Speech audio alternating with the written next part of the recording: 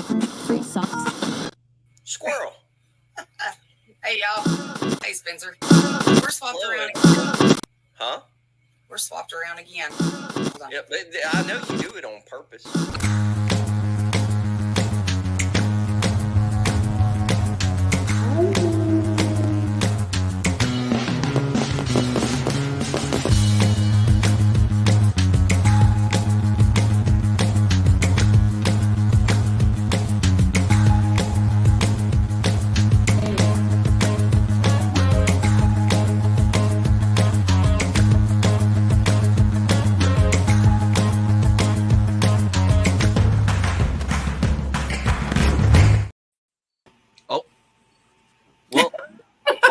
Caught me looking. On the computer, you have to hit OK, end this thing, and on the phone, if I just touch it, it ends it. Well, good thing we were ready backstage. Anyway. Hey, everybody. Hey, y'all. How's everybody doing? Spencer, I got to turn you up a little bit. Yeah, I might have something different on my. Shoot, just turn me on, turn me up, and turn me loose. Let's say something. Something? Not you. I know I can hear you. Oh, okay. He's muted. I didn't do it. What happened to him? Nobody wants to hear him. That's what happened. I feel like I got woman's hearing right now. I can see him talking. I just can't hear him. Say something. I am saying something. Oh, there he is. What about that? You know, I had to turn on the automatic, or when I tried to just like whatever, it didn't work. I didn't mute you, but Look, I just learned what it's like to be a female. I could see his mouth moving, but I wasn't hearing nothing. Pretty much. I was trying to check my cameras right quick. It never fails. I'm here by myself, and as soon as we get started, I hear the dog, and I'm like, "Oh Lord, somebody's here." Hey, Dale. Hey, everybody in chat, moderators, Mr. Spikes, I see you. Thank you very much. Hey, Jerry, how you doing? Jeff, Miss V, like I said, hello. Hello to everybody. Hey, Bobby, Michael, Hey, everybody in chat. All right, well, so we are just now, hey, Randall, we are just now starting to get a lot of emails from people. Hey, darling. Hi, Robin. Pyro, how you doing, brother? We are just now, hey, Diane, we are just now starting to get a lot of emails from people telling us specifically about their experiences and everything. And today we have somebody that happened to email us, and turns out she's right there near Greg. So Greg spoke to her, and we got her on the show. And this is another encounter of a booger looking in through a window. Spencer, easy, Patrick, easy.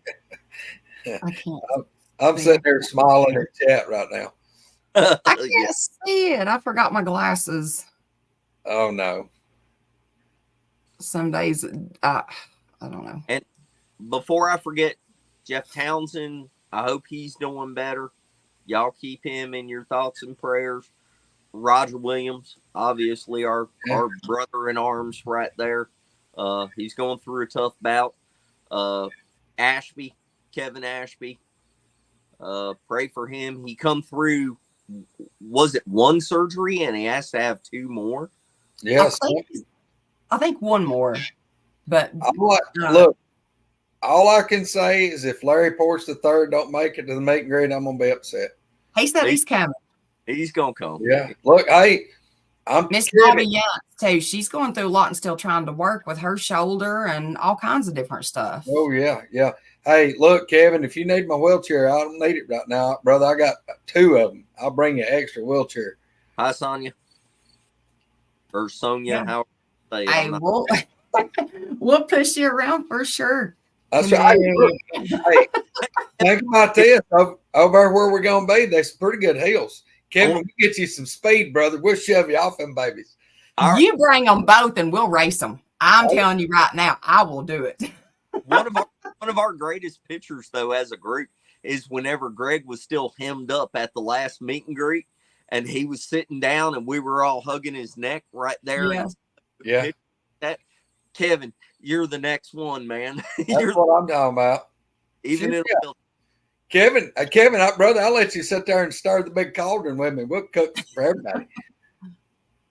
Hey, 2A, glad you made it for a live show. Thank you. Hi, Yeah. Mark Real. How you doing? Well, anyway, what? Christy said 15 days. She's been counting down the days. Y'all, Oh, hey, can I hold on before we get started? Let me do this right quick. I'm sorry. I was waiting. I've not even opened this yet because this is for the meet and greet right quick. And I was waiting until we were all on here. And I forgot last week. Earl, I apologize. It's been busy, but I waited to open it because I wanted to show all of you. He sent some stickers for the meet and greet. Hold on. And he sent some shirts. Hey, who all could use a really cool actual Swiss Army knife to go in their bug out bags? Yep. Everybody. Yeah, we're gonna have some of those on the table that some folks can get to carry home with them. Chad Black, we can't wait to meet y'all neither. Oh man, look here, that right there. I can't wait till they get here. You know, I met them up at up there in Tennessee. Yeah. Look at there. Thank you, Earl. That's awesome. Bama let me know this week he's got really good things that he's donating to the raffle. The raffle ought to be pretty lit. So, yeah. Misty's done got muted. Yeah, she is. Oh.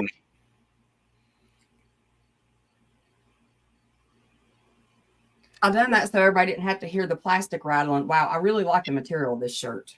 You were really popping the bubble wrap, wasn't you? Earl, are you sure you didn't just send this to me? I mean, come on now. That's cool. I like I do too. This is the women's, and it's the material it's made out of is really nice. Thank you so much for that. That's awesome. Do that, Robin. Look at there. I get the very first booger rock that you got, Robin. I Hey, still have mine. Yes. so is Robin coming? Apparently. I think her and Christy are going to come up together. They're going to road trip. That would be to be a fly on the wall in that car. Noble, you've got a little bit to put into the raffle as far as the money goes because you're going to buy 500 tickets and win every. All right. I'm sorry, y'all. I just want to show that right quick. I apologize. So, now, Miss Sandra. Missy, I had popped in my head. I can see Robin going, Christy, we can't stop at every fire station between Texas and Alabama and hand out cookies. We just can't do it. We'll never get there. Christy, look, I would ride with you too, and we could stop at every fire station and hand out cookies. And the police stations. You ain't got time to be on here commenting. You need to get your ass in there working on those cookies. You only got 3 weeks left. Hey, look, no, I don't. Christy don't got to bring nothing except Christy. Just long as she gets here safe and sound. No, Christy has to bring cookies. Uh, Hey, all right, y'all, we got to bring the guest out. Hold on one second. I apologize. I wasn't trying to get everybody distracted. I didn't want to forget again to show them. All right, y'all. That's Miss Sandra. Sandra, how you doing? Hi. I'm Sandra. Well, so Sandra, Greg spoke to you. Right. And now I have not. So this be my first time actually hearing everything you're going to talk about. But before you get going in the Bigfoot stuff, just a little bit about yourself, you know, where you're at, where you're from, what you do, anything pertinent. Well, I was blessed to turn 65. I'm proud of the years the Lord gave me. Right. This past Friday, the 13th of all days. Oh, wow. I've lived in Coleman most of my life, with the exception I moved to Mobile for a while and 1 year out in Utah. I'm just a stay-at-home mom. Have been for about 20 years. Worked with kids prior to that and with the health department a little bit. Grew up on a big farm. We had cows, chickens, goats, 5 catfish ponds, 180 acres. We did hay and, learn to work. Kids today need to spend a summer on a farm. Yes, ma'am. So if you grew up on a farm and And you someone we're you saw a North book, Alabama. oh no, Yes. you identified it as a bear or a cow, you know what a bear or a cow looks like, and you're not misidentifying it, right? Right. Yeah, Sandra, I probably wouldn't narrow it down to like street address and all that. No, I'm not. Yeah. I've had people try to get that out of me before, but no, I don't want them bothered. But on that point, before we get going, y'all, she pretty much born and raised and grew up all in the same area, part of Alabama, and she's close to Greg. And just trying to make the point like we keep doing, and I'm sorry to keep harping on Alabama, but a lot of stuff comes in from Alabama. And I just don't think that a lot of people in the Bigfoot world realize Alabama is one of the meccas of Bigfoot territory. The damn things are everywhere. North Georgia, well, they're all over Georgia, but North Georgia is highly active. All of Alabama that I've seen, I've been down to about central Alabama. Greg or Flat Rock or Mark Green can fill in all the details on that. Stephen Hill, thank you for jumping on, brother. North Carolina, well, the western part of North Carolina where it rubs up against Tennessee, the Appalachian Mountain Train going down through there, LBL, Kentucky, they're loaded. Obviously, Missouri and Mississippi. And we keep going on Alabama because we're getting a lot of people telling us about stuff in Alabama. And y'all, this is not like us trying to find something to talk about. This just people, whenever they feel comfortable, finally they're like, hey, I'll tell you about it. And a lot of it is in Alabama. Alabama is loaded. So, Sandra, talk about the very first thing, if you would, that ever happened Bigfoot wise. Okay, I was a young teenager. It was in the second week of November, 1972. And I always did my homework separate from everybody else in the house while I watched Dragnet. And it was about time to get ready for bed. Just the facts, ma'am. And I felt like, if you ever had the feeling somebody's staring at you. Well, that's the feeling I had. And my grandmother had the window down about 4 inches from the top, and we had voile curtains. Well, I stood up and pulled the curtain back, and there was a face in the top pane. I thought at first it was a neighbor playing a prank. I told them to go home. It blinked. When it blinked, I knew it wasn't the neighbor playing a prank. My face was about 5 inches from it, separated by a pane of glass. I saw its eyes and its nose, part of the forehead, but not the mouth. The mouth was covered by the window sash. Scared me to death. I backed up, went back and peeked. It was still standing there. I didn't tell my dad because I was afraid he'd go out and get hurt. Fast forward on bedtime. I don't know how long other people have seen them stand there, but I kept easing the curtain back and I could see it was still there. And that was on a Thursday night.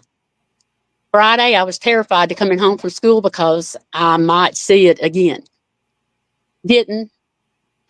Saturday night, when I went to bed, pulled the curtain back, there was the face up in the window again. I don't remember what day I was in the chicken house. Part of my responsibility was to walk the chickens after school. But I was in the chicken house about midway, and a shadow passed across me.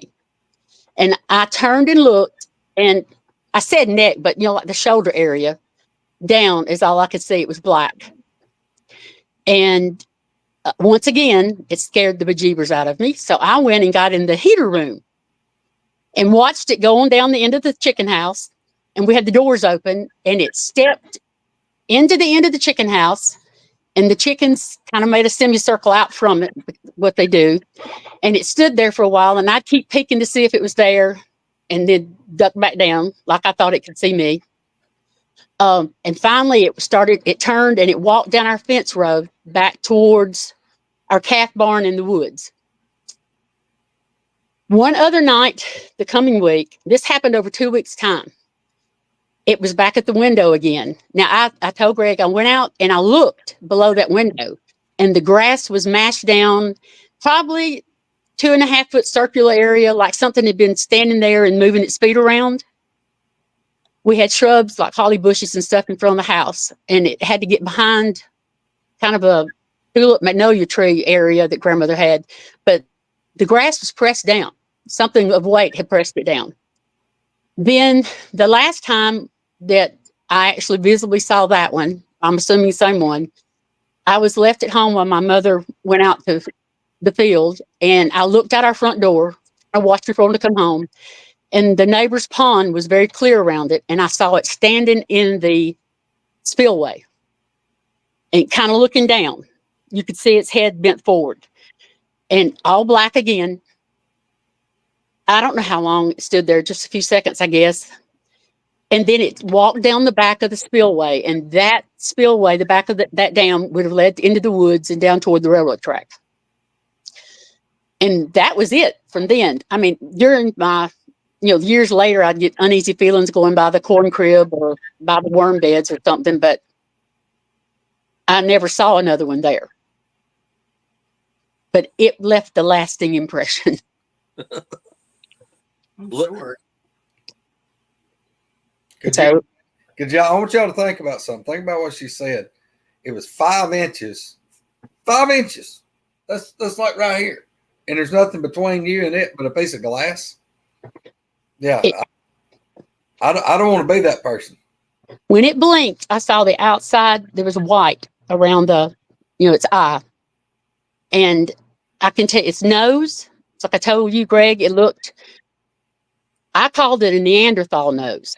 It was broad and it looked just like our nose, except it was big. And its skin, I was close enough to see the wrinkles in the skin. It wasn't an ape. I've told a couple other people that I talked to about it, that you can't tell me it's a gorilla. Sorry. It's more human looking that close than anything. And it had the ridges across the forehead, but I couldn't tell, and I don't remember that anything protruding or that kind of thing. And I don't remember seeing any hair on the top of its head. So it was dark. Before we get into a detailed, because we have to do it's a Bigfoot show, we've got to do a detailed breakdown of what it looked like. But before we get into that, if we start at the beginning, you said the window was cracked down from the top, right? Yeah. All right. Maybe, possibly, there was some kind of smell coming No. out that no, not from it. Oh, coming I out got that attracted it. So I'm curious, do you remember, was there anything that makes sense in your head that maybe it smelled something and it came to that window looking for the source? No, nothing that I can think of, other than I was just a young girl beginning puberty.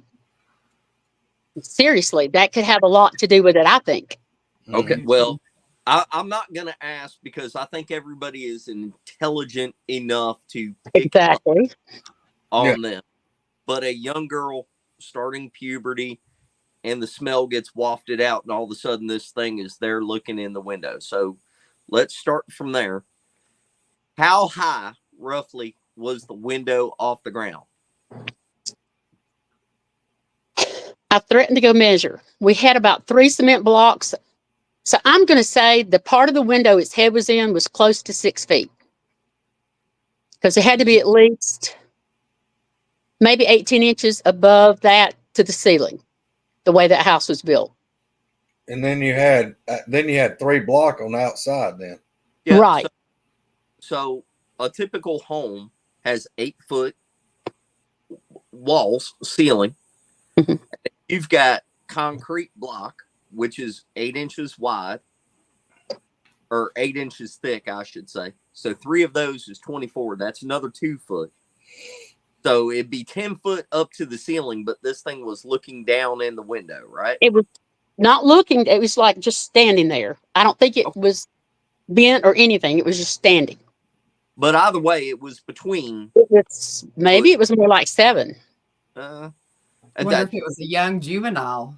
whenever you said its mouth was covered by the window sash, The sash. Hmm.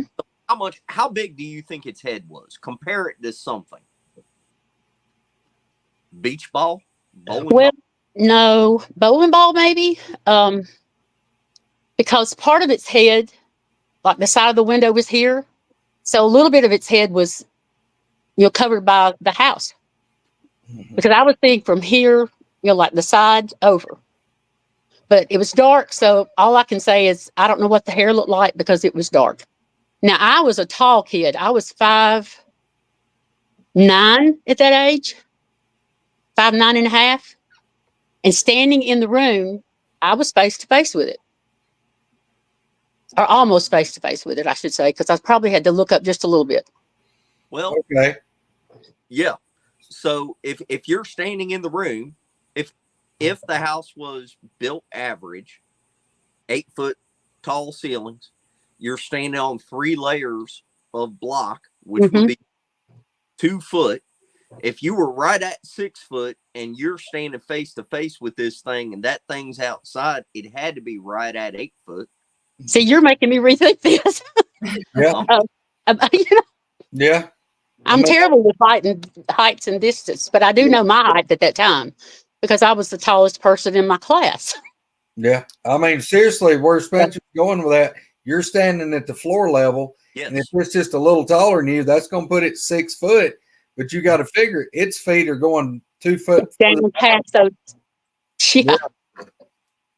Yeah, and that's also if you don't count a typical 10-inch or 12-inch band sitting on top of the block before you even start the floor. You're right. It could have been 9 foot tall. Well, and the one I don't think I told you, Greg, that was at the pond wasn't bulky. I don't remember it being bulky. It was turned kind of at an angle when it was looking down, but I don't remember it being really broad. Huh.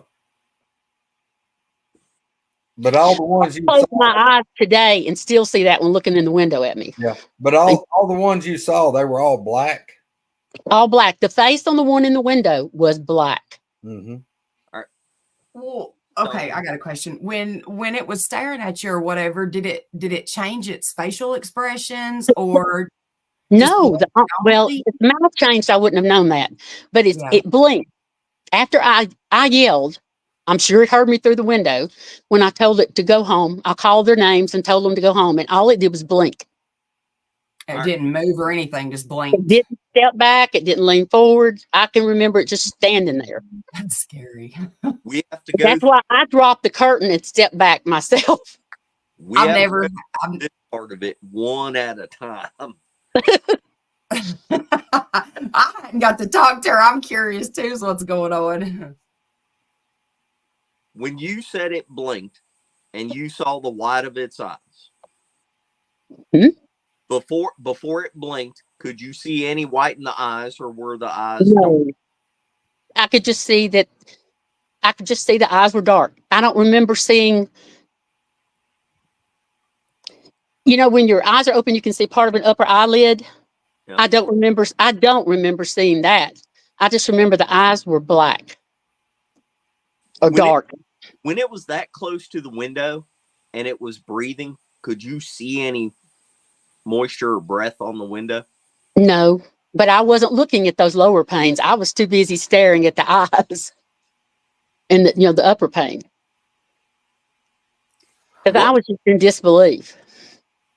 What color would you describe the skin of the face in detail, please? It was black. It was just as black as it could be. I could see the creases, and you could see texture, but not more like ours. But you could see the little creases, and you could see the creases on the forehead. But I don't remember anything sticking out.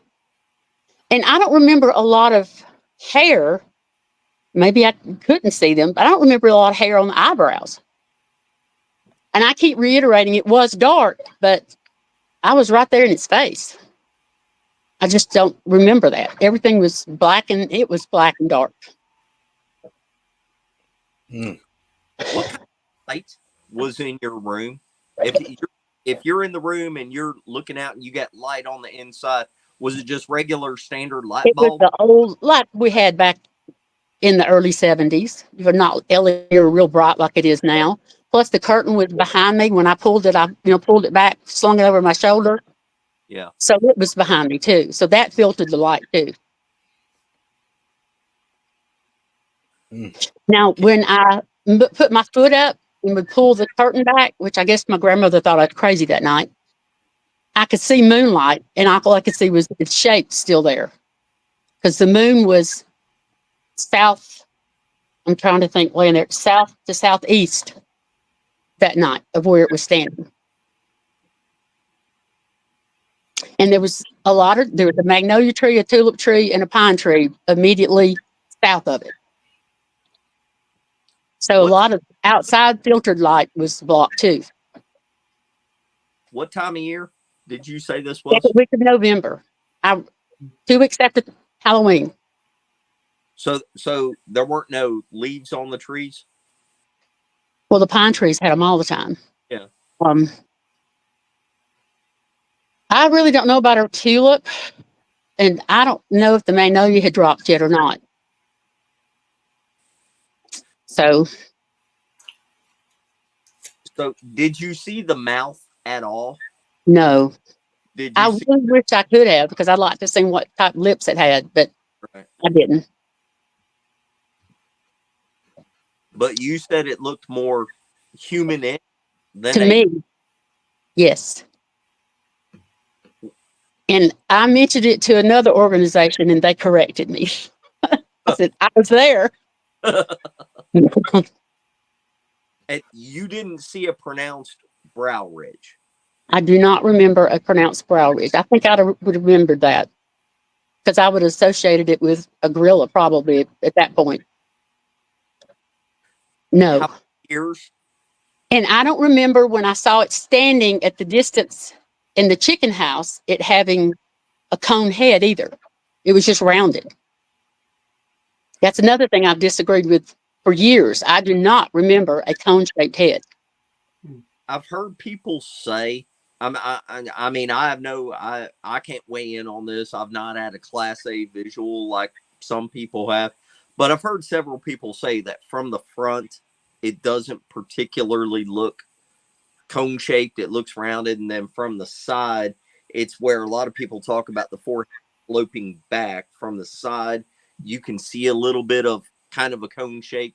At least that's the way I understand it. But the chicken house thing, do you think it was the same booger? I do, because it was in that time frame. I do. Did you get any kind of reference on how big it was, like moving through the doorway or? When it was coming down the side of the chicken house, I would say that, the metal comes down a little bit below the curtain. Sorry, I'm using my hands. I talk with my hands. I would say that the metal hit along this area, not really up in here, but, because everything kind of ran together. And I'll say that I don't remember a pronounced neck when it went by the chicken house, but I wouldn't have seen it either. But when it was at the end of the chicken house, I don't remember a pronounced neck to be distinguished. It was just all down. Yeah. And when it turned, you could see its rear, you could see the arm swing, and it did have long arms. I don't think the hair was as long as some people describe. And I don't mean it's short. I just don't mean it's hanging like a foot off arms or something. But I watched it till it was out of sight. And then I got on my motorcycle and left. How wide? How thick? With any kind of description on the body? Maybe 3 feet 3 across feet. the shoulders. I'd say it was wider than wider than I was at the time, but it wasn't like 4 or 5 feet like I constantly hear people talking about. That's why I think it was a young one. I could be wrong. Probably right. I mean, that does make sense. And when that one was at the pond, like I said, it didn't look extremely bulky. It just looked. I wouldn't even compare it to some of the football players, but I mean, it was tall and lanky may not be the best term, but it just wasn't gigantic. It was tall. I've heard a lot of people specifically in Alabama and Georgia describe them as kind of more like a basketball player than like super muscular and thick.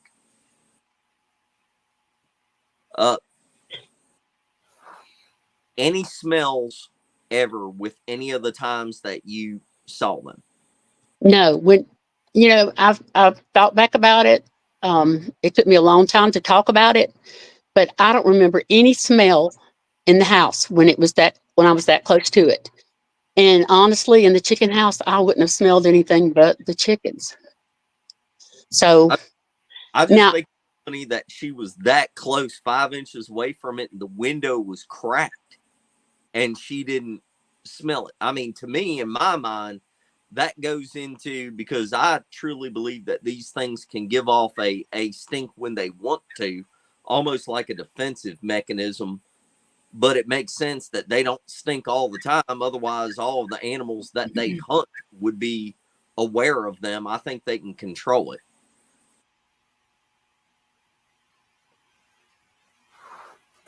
and well, I mentioned to Greg we had an ideal setup, I guess, for them to eat. We had a chicken pit, literally where the dead chickens went. Had calves and catfish and goats. They had what if they wanted. They had anything they wanted. They had a big buffet. Do you recall your mom or dad ever saying anything about the livestock going missing? Occasionally, we would have a small dead goat, like a stillbirth, that we go to get, and it would be gone. Yeah.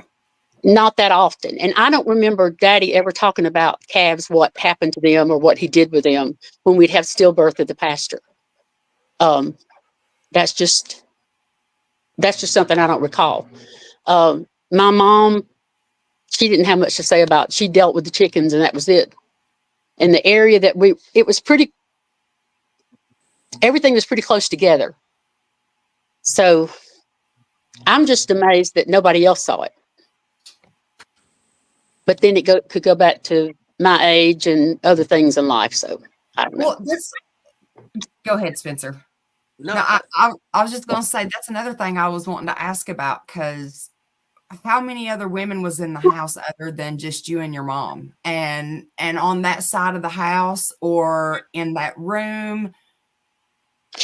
My mother and grandmother were on the opposite side. I was on the southeast bedroom in the southeast corner, and they were in the northwest dining room. You were the Totally only female or I whatever. was the only human in that room. Oh. That was it. Brothers were in the living room, and my parents were at the dining table on the opposite side of the house. We had cherry trees in the backyard. We had a row of peach trees, pecans, pear, walnut, all around the house. you had it all. You had Yeah. a buffet. So Caves. We've got to talk about what your dad. And caves, all kinds of different things. I mean, it was the perfect down at the location. back, at the back of the property, there was caves.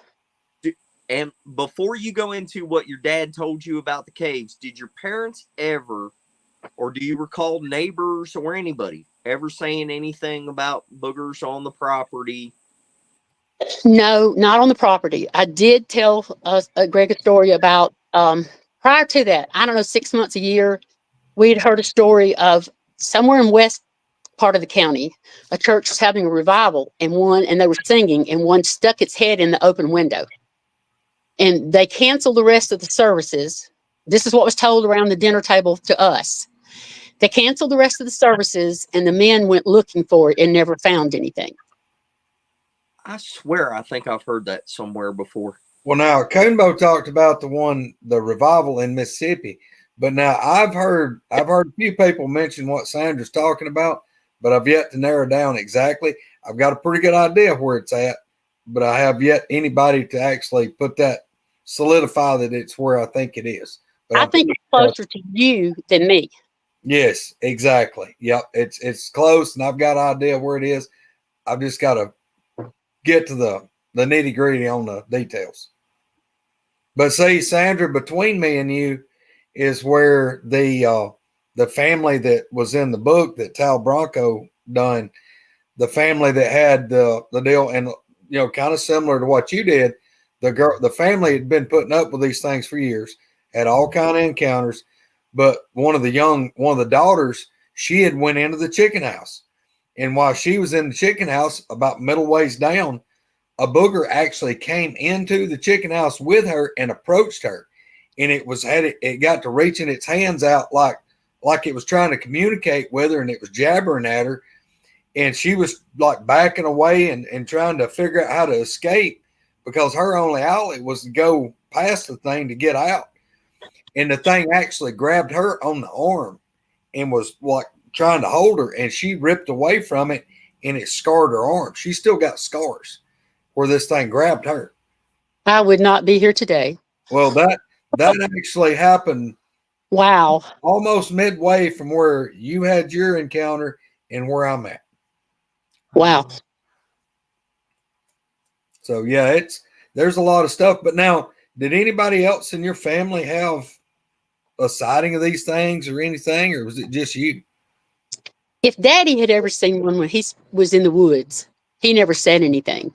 My brother, my brother didn't tell me about this till a couple years before he died, which he passed away in 2017. He told me that, I told y'all we had 5 ponds, and there was a lower pond that Mom wouldn't let anybody fish in, but they camped on the pond because it had a sandy bank. And he and several guys would drive their trucks down there and make, their fire and fish and spend the night on a Saturday night and do whatever teenage boys do. Well, he said they were there and they had the dinner and they had stoked the fire. And he said there was god awful noise came out of the woods below the dam, which was east of where they were at. He said it scared them all, and they unloaded all their guns into the woods. Mm-hmm. They unloaded, filled the woods full of lead. He said then it was dead quiet, and said they stayed there. Well, fast forward to about 2016, a year before he died. We had moved, but my mom and brother had moved, and Dad had, but my brother was in the yard. He called me. He said, "Sister, I don't know what I have just seen." He said, wanted me to come over there. So I said, "Just tell me." And he said, "Come over here." So I went over there, and he was visibly shaken and said that something had came out of the bean field. He said, "Now, I've hunted in the woods. I know every animal around here." He said, "I know what a bear looks like. I know what a cougar looks like." And he went through things. He said, "This thing came out of that row of beans over there. It was all black, and it was on all fours and skipped 2 rows and ran down the next row." It scared him so bad that from that day forward, he never went out to cut grass or work in the yard without a firearm. Because he said, "I have no idea what I was looking at, but it was on all fours." Wow. He said, big and on all fours. Well, I mean, but again, though, when you grow up around just being in the woods or in the country, I mean, even if you don't have livestock, you know what a bear looks like. You know what a cow looks like. If you saw something big and dark and on all fours, there's only a handful of things it's going to be in North America. And if it scares you and you're like, "Hey, I don't know what it was," I mean, I think that points a certain way. Well, when I talked to Sandra yesterday, that's the first time her and I had ever spoke. We talked for probably an hour, and what she was telling me And she did tell me where it happened, you know, I looked at the house on a map on my phone. And one of the first things that I noticed was I was telling her I like put the little red balloon on that house, and then I backed out because I knew this was really close to where I had a man tell me about an encounter about, I don't know, 10 years or so ago, 8, 9, 10 years ago. And I looked to see how close it was. Well, I had put a little star where his house was, and I looked and I measured it on the map. And through the woods, it's about 1.25 miles. So we're talking about not far. So I screenshotted that and I sent that to her, and I said, I want you to look at this. And I told her about what the man, how I'd met him. I'd went and done some work for the guy, and his son came over there while I was doing work at this guy's house. And he told his dad, he said, hey, I'm fixing to go to the woods. I got off early this evening or whatever. I'm fixing to go hunt. Well, his dad, kind of making fun of him, says, well, don't let that monster man get you or something to that nature. And that kind of caught my attention. And I kind of looked, and his dad saw me when I looked at him. He said, yeah, that boy mine said he saw that gum, swears he saw a Bigfoot over here, and it scared the crap out of him. And he's been a little nervous about going back in the woods. And I was like, he did what? He's like, yeah, he saw what he said was a Bigfoot. And I told the boy, I said, you know, look, dude, I'm the last person on the planet going to make fun of you, because I've dealt with them too. And I've seen them. I've been dealing with them for years. And then he progresses to tell me this story.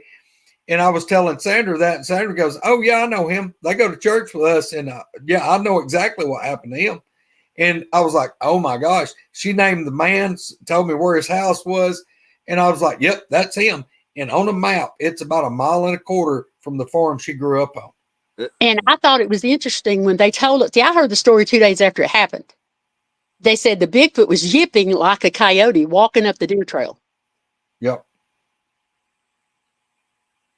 And he got a good look at it, the man's son. Oh, yeah. He was so close, he said, well, no one knows him, but he soiled himself, shall we say. And these are 2 ex-military men, both of them. Yes. Swore he would never go in the woods again. This is the old man where you pull up and he's got a Marine insignia on the end of his house. Right. His truck's got the Marine insignia. I mean, this man was a career Marine. And he commands respect to this day. Trust me. Yes. So But the father didn't necessarily believe the son. Not to start with. he came to church 2 days after, or 2 or 3 days after it happened, and was telling everybody there as though he believed, but he was still kind of poking fun at his son for the way he reacted. Yeah. But I think he believes. And then he was probably one of the first people, other than my husband and a friend of mine, that I had told anything at all about mine. And when I told him, he was like, oh, you didn't live that far from us. No, sir. So it made his sons a little more believable, I think, to him. Right. Well, also, Sandra, right before you came backstage with us, when I first got on here with Misty, Coonbo had called. I was on the phone with Coonbo for about 30 minutes, and I kept saying, look, dude, I got to go. I got to get backstage. Well, I told him about you, and I told him the area where you were. And he's like, so I had a chicken farm. I said, yeah. He said, I wonder if it's the one that I researched back several years ago. I'm like, I don't know. Where's it at? Well, he told me where this chicken farm is. And this chicken farm is going to be, let's just say, go north of where you were and drop off the big hill. You know the hill I'm talking about, the big hill. All right. Yeah. At the bottom where you go by the interstate, there was a chicken farm right there, real close. That's one that he went and researched several times. And these things was getting Sorry, I know exactly what you're talking about. You know what I'm talking about too. These boogers were coming up, and that's what they were doing. They were getting dead chickens. And this went for a long time. There's a swamp right before you get there. Exactly. A big swamp on both sides of the main road. Yep. And the cave systems, less than a half a mile from there, there's a lot of caves. Yep. Exactly. speaking of the caves, what about the caves on your land and what your dad told you? Well, we used to walk the railroad track, and there was a cave that a friend of mine kept because a couple of us girls, we were tomboys. And this was a little bit, I was old enough to drive then, 16. And we had been walking them before that. But this friend of mine wanted to go down in one of them. And my dad said, no, don't dare. And she kept pushing the issue. And Daddy said, it drops off 30 or 40 some odd feet. He said, you can't find the bottom. But then at the same time, he told us that Civil War soldiers had used that cave to hide in and to store things in on that side of the tracks. It would be on the side of the tracks that man that you talked to, Greg, was on. Yep. But our property went over there too. Our property went real close to his. Yeah. And then on our side, there was a couple more caves that were okay to look in. Yeah. I don't know how deep they went, but I've learned something else about a cave close to what you're talking about since we talked yesterday. Yeah. There was a cave that my uncle used to go get water, great uncle used to go get water out of. And he used, and there was also a sand pit close by, a natural sand pit. And he would get sand for his mortar. And he was a teacher and builder part-time. And he would get cold water in there to drink whenever he went to get the sand. And he had missed going a couple of years because of going for further in education. When he went back and he got sand, he went to get the water. There was a rock wall. He couldn't get through it to get to the spring. Wow. He said something had stacked rocks in the doorway of what he called the doorway to get into the cave. Said about 2 feet back in there, you couldn't go any further. That's And interesting. on the mountain just before you get to that chicken farm. It's interesting if something made a rock wall so that you couldn't get in from the outside of the cave, but if you were already inside in the cave system, you would still have access to. And know where the other entrances were. Yeah. Yeah. I mean, if you think I'm not huge on the whole cave theory, but who knows? I mean, it does make sense. And on the opposite side of the highway, we ran into a couple that say that they have activity on that mountain too, but they just don't want anybody to know it. They currently have activity. I believe that. Hold on, where'd that comment go? Which one? This one, Tammy. It's pretty respectable that they took the deceased chickens and didn't steal live ones. But they definitely steal live stuff, and they definitely They will get the live ones. I was going to say, when you have 13,000 chickens in a house, you don't know how many are missing until the day they harvest them. They pick them up. They could have been taking live ones all along. If you were trying to keep a low profile and not trying to let people know you were there, like hiding your tracks or being quiet, all that kind of stuff, maybe stealing eggs instead of the chickens. But wouldn't it make sense to take the ones that were freshly dead instead of going in there and raiding and, taking 30 in one night of live chickens? Because that way you keep everybody's suspicions down. Well, here's another thought. We at times chickens pack at night and have several die, and it wouldn't be in the weather that they would normally pack. What could have been causing that? Well, Stress. Yeah. What about the whole mentality where someone shoots a deer and the deer goes off in the edge of the woods? It's sure enough dead, and you come back and the deer is gone. It's an easier meal than going out and hunting something on your own. And if people are going to feed you with free livestock that they've shot or that has already died, it means you don't have to do anything dramatic to announce that you're there, and you don't raise anybody's suspicions. Just my way of looking at it. Well, let me ask this of you three. We have activity where I live now. No doubt. I mean, I'm 6-7 miles from where I grew up, but I moved away and came back, bought this place, and we hadn't been here that long. when we started having things happen. I had a puppy that went in the woods, and I had eye shine from behind a tree that blinked at me, and I called my son to come in. It was about 8:15 at night. I told him to come to where I was at. We would get the puppy one way or the other. And I talked to it. I knew it wasn't the owl. We have a big owl down in the woods. I knew it wasn't it because of the shape of the eyes and the distance between them. I just said, we're trying to get our puppy. Let us get our puppy and we'll leave you alone. Came back in the house. My husband heard a howl one night, scared him to death. He came in from his shop. We found a pathway and 2 chickens that were dropped from our pen. I guess somebody might have disturbed it, but we were looking for the chickens and we found them out in tall grass. And we had a neighbor that did some dozer work, and he dozed a big berry patch away, literally, just destroyed it, pushed it down in the woods. And I rode down to see the work that he had done. His property butted up against ours. And I'd gotten the golf cart and rode down to check it out and looked it over. And I said, well, we're not going to get to pick the wild blackberries down here. And they were big ones.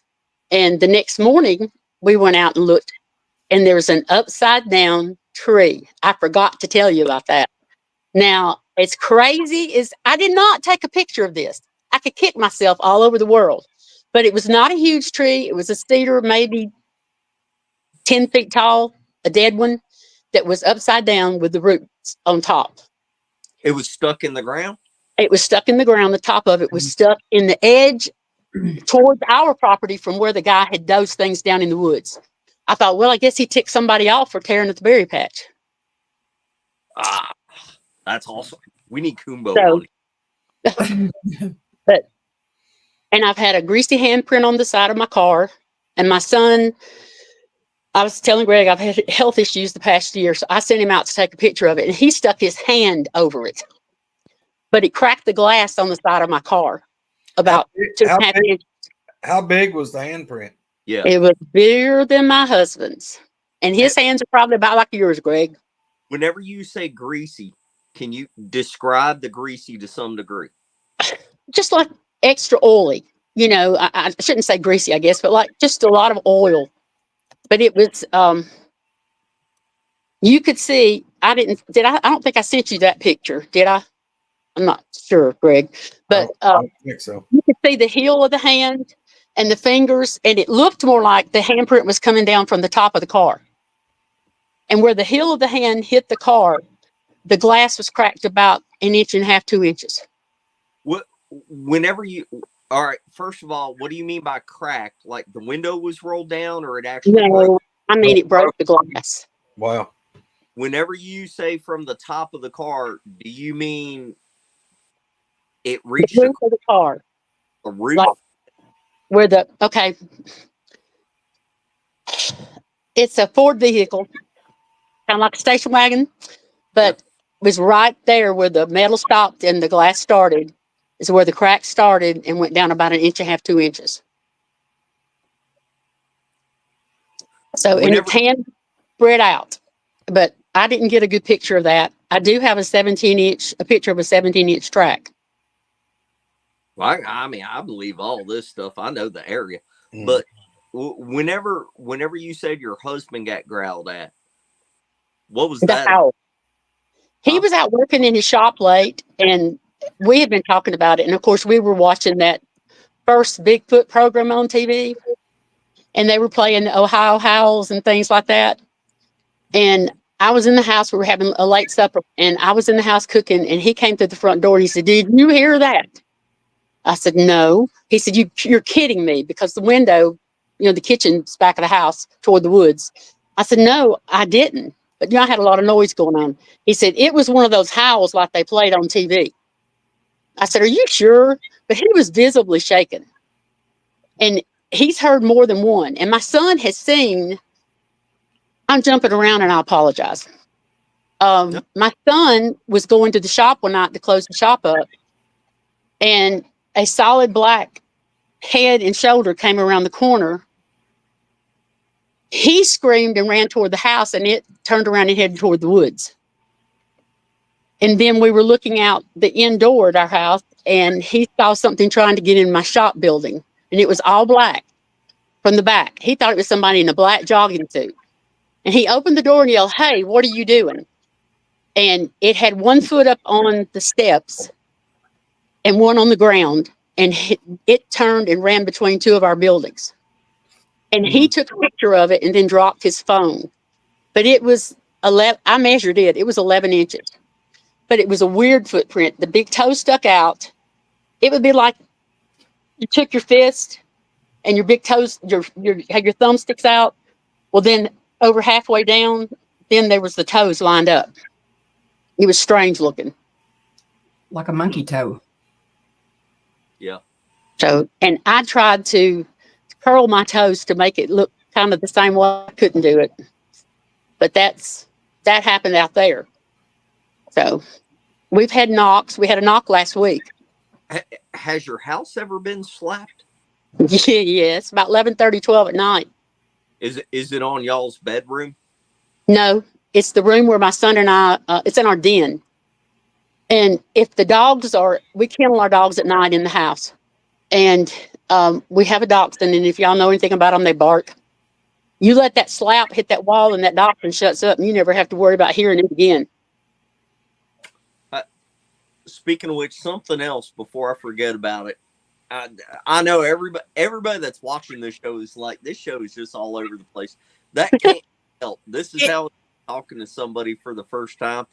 But, I mean, she's had a lot of experience, so I have to bring up these points before I forget about them. You got to tell about the couple coming home with the driveway. Okay, I read about this incident when I was just looking for things. And the couple lived, I think it's called 431, 231 together. I'm not sure if they run together out above Guntersville, but it's headed up towards Scott. that would have to be right. It's through the Scottsboro, the main road through there. Anyway, they had a dog come up missing, and they put the remaining dogs in a pen, and they went to Guntersville, and they came home, and when they turned down the driveway, they met one with one of their dog heads in its hand. That's written up, and you can find it online.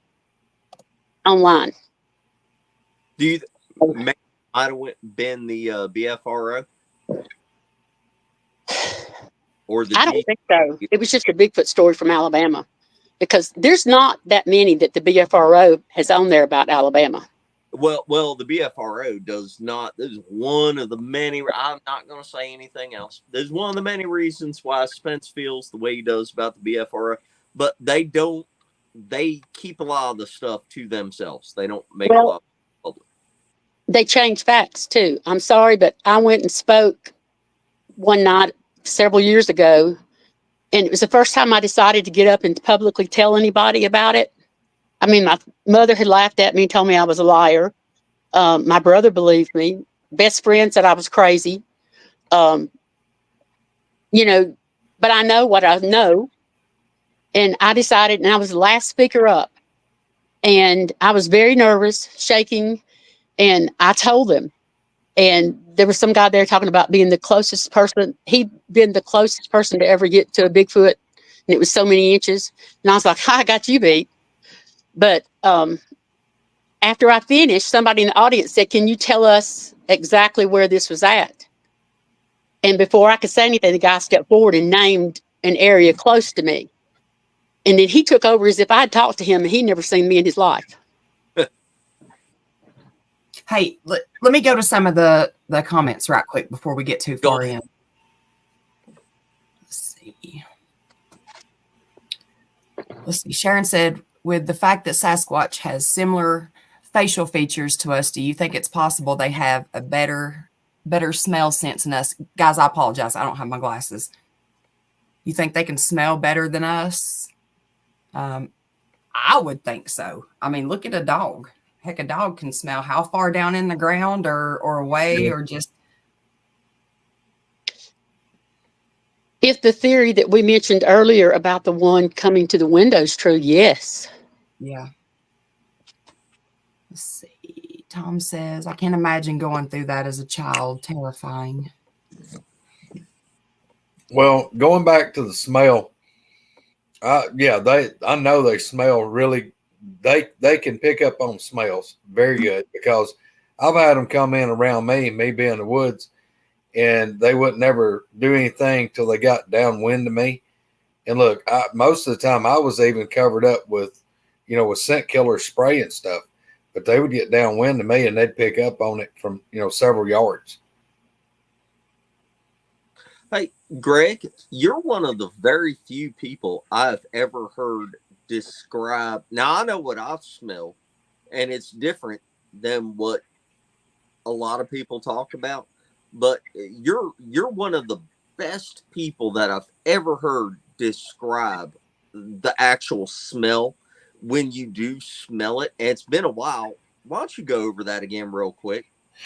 Spencer, a lot of times they say, now they can smell different. I mean, there's not one textbook that I can narrow it down and say, well, they smell like this every time.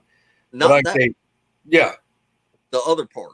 Oh, the other part about if, like what Coonbo and Troy and I call it about getting skunked. It's not, people will say, well, they smell like a skunk. No, they don't smell like a skunk where it smells like a super lemony smell. To me, that's kind of what skunks have, is kind of a citrusy, it's so overwhelming.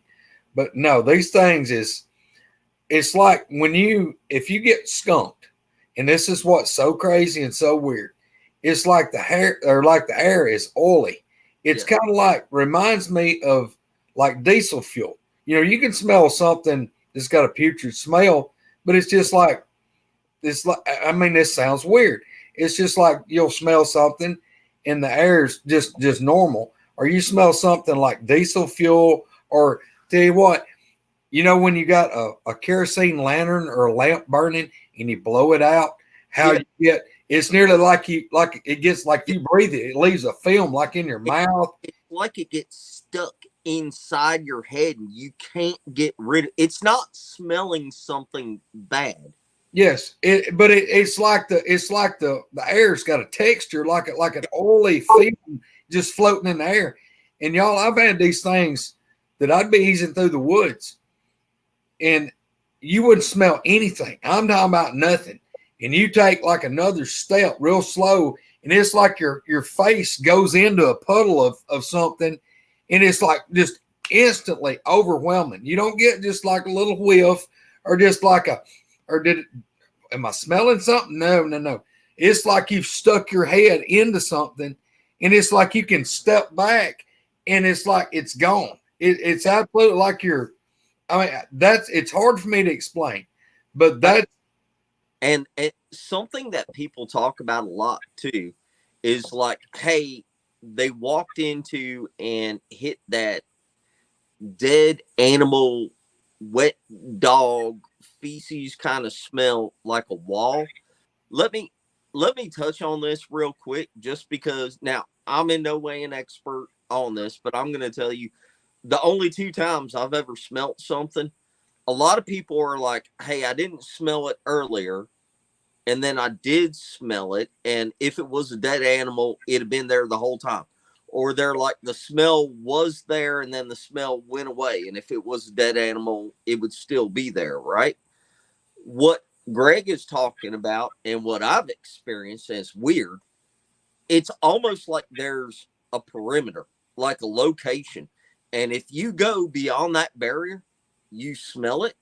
And then if you back out 3 feet away, you don't smell it. So whenever these people were talking about, I smelled it then, but I didn't smell it later, maybe they were in a different spot, even by just a little bit. But like what he's describing, it's one of the best descriptions I've ever heard somebody do that. It's almost like it's a tangible thing in the air, like it's a barrier or a wall. It'll be so overwhelming. I mean, I've had it so strong, it'll make your eyes water. I'm talking about, it will absolutely make your eyes water.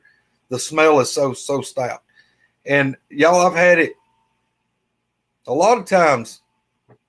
It would be like rotten meat, or everybody says garbage, or like a dumpster.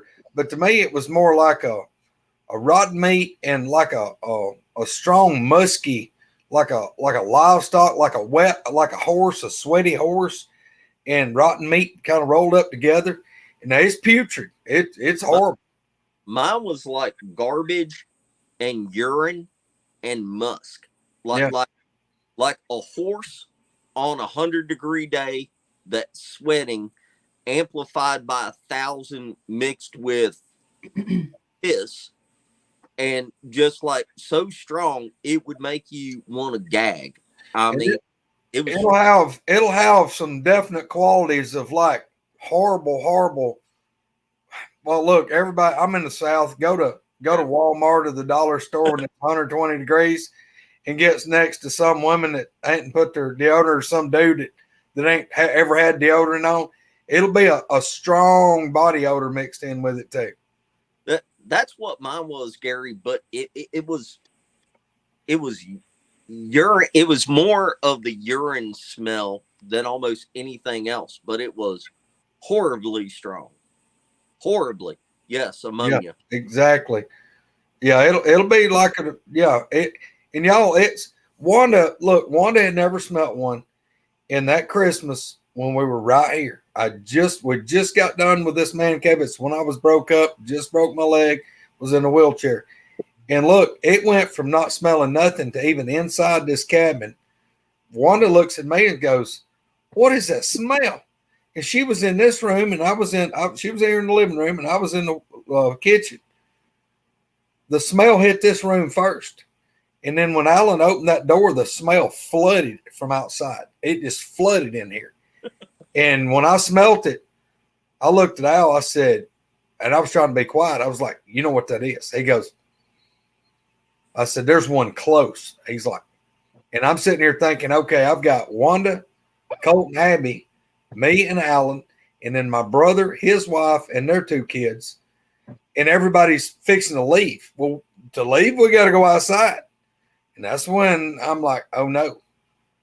And I looked at Wanda. I was like, she's like, "What is that? Oh my God, what is that?"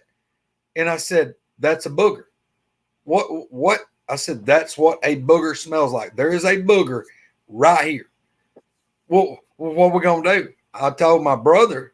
I'd like to, Whitney, I told my brother, I said, "Look," I said, "Patrick, there's a booger outside." And he's like, "Is that smell?" I said, "That's what that is." I said, "Look, I want you, your wife, and your kids," which I called them by name. I said, "Look, Al's going to go out with y'all." Al had a 45 automatic on his side, handgun. Al walked them. They got in my brother's truck and left. Well, I told Wanda and Abby and Colt, I said, "Look, I'm going to roll out and roll down the ramp." And I was in the wheelchair, but I also had a holster fastened to the side of the wheelchair with a 357 Magnum in it. I pulled that pistol out, laid it in my lap. And I told Abby, I said, "Look, you hold the back handles of my wheelchair. Colt, you stay right behind your sister. Wanda, you come down behind her." And then Al was behind Wanda. Two armed guard escorted my children and my wife about 40 feet by the time you went down the ramp, turned the corner, and they got in the vehicle. And what was so funny was Colt and Abby were always arguing who was going to ride up front. And I told them before we went down the ramp, I said, "Abby, you get your little self in the back seat. Colt, you get in because Colt was wanting to drive. He had his permit." Said, "I don't want to hear nothing. Your mama's driving. Colt, you get in the front seat. Abby, you get in the back seat. No arguing, no fussing. You get your little asses in that car." We roll down. I get to the end of the ramp, and I'm about 10 feet from her vehicle. They start toward the door, Colt and Abby on the passenger side, and Abby started saying, "I want to," and about the time she started saying, "I want to ride in the front," Wanda spoke up, says, "You get your little stuff in that car now." And I'm talking about, she was like, okay, this just got real. Well, they got in the car and left. And where they were parked is how many feet from that propane tank where Al saw one, and where, I mean, all kinds of stuff happened. That's what I was going to say. From the propane tank, and the wind was coming directly from the propane tank, just barely moving. Maybe a 1 mile an hour wind, or just a very light wind. But where the propane tank is to where we were parked, where the man cave is, It was directly from the propane tank coming right there. I still believe 100% that while we were getting him in the car and when I got in the truck with Al, that thing was right there at that propane tank looking at us, because that's where we came back the next morning. Al found the footprints, we found the impressions, and all that behind the propane tank. And I believe that's what it was. It was right there while we were getting in the vehicle. That's right, Whitney. It's hard to describe. I go back and forth between like the urine and skunk and garbage. It's hard to describe, but it's got a almost tangible quality to it that you can taste, get stuck in, whatever. Anyway, Sandra, sorry about that, where we went off there for a little while. Well, I'm just tickled that Sandra finally got a hold of us, and we got in touch with Sandra, and we're getting to hear her encounters. Well, it's nice to tell somebody that doesn't laugh in your face too. Well, let me go ahead and run this by you, Sandra. I mean, I don't know how long you've been keeping up with us or seen any of our shows or anything, but have you heard anything about our meet and greet, our camp out? I heard you're having one. I don't know where it's at. Okay, well, it's going to be from where you live. It's going to be about a hour and a half drive to where we're going to be. We're going to be in the Talladega National Forest. It'll be October 4th, 5th, and 6th. And like for you, since you're not very far, if you're not interested in camping, if you just wanted to come out like on Saturday or Friday and just hang out and meet some of these folks and meet us and talk with people. There's going to be a ton of people there from Alabama. Thanks to Mark Green, a bunch of people that know Mark Green are coming. So you'll get to meet some of the people there from your home state that have had similar things to what you're talking about. And right now, just so everybody knows, we're teetering right around 80 people coming. It'll probably be more by the time everybody gets there and all. Did she get Tell her yes. She got her puppy back. Gotta be at Happy Days. I'm sorry, I'm trying to read where'd Squirrel go? I'm right here. I'm trying to catch up on comments. There's She's a lot. multitasking. Oh, it's easier for me to sit like this than to have my face plumb up in the computer so I can actually see. Sandra, did you, I guess before we go down this line of questioning, do you have anything in your past that would be related to being psychic or being sensitive on stuff? Anybody in your family? Have you been hit by lightning? Have you died and been resuscitated?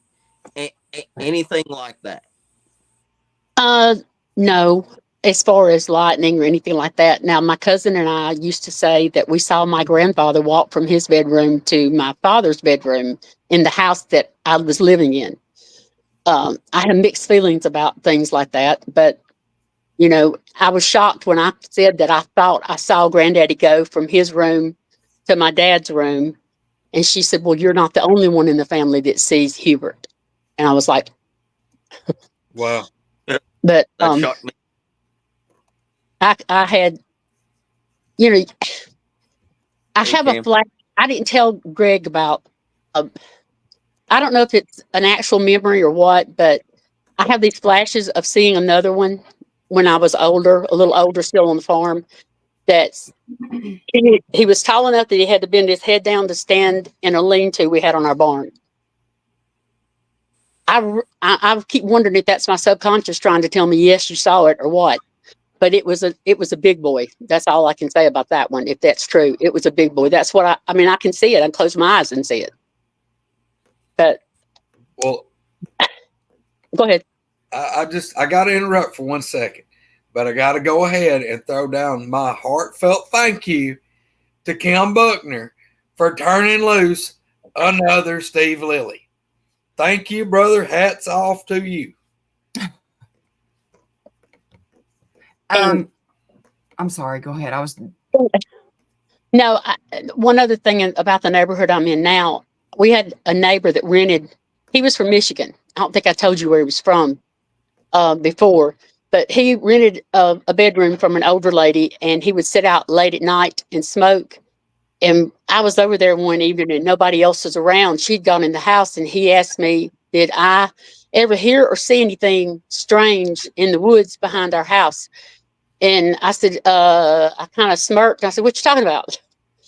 And he proceeded to describe a Bigfoot walking across from our property line behind the house next door over towards the dog fence on another property, and then turning and going down towards the creek.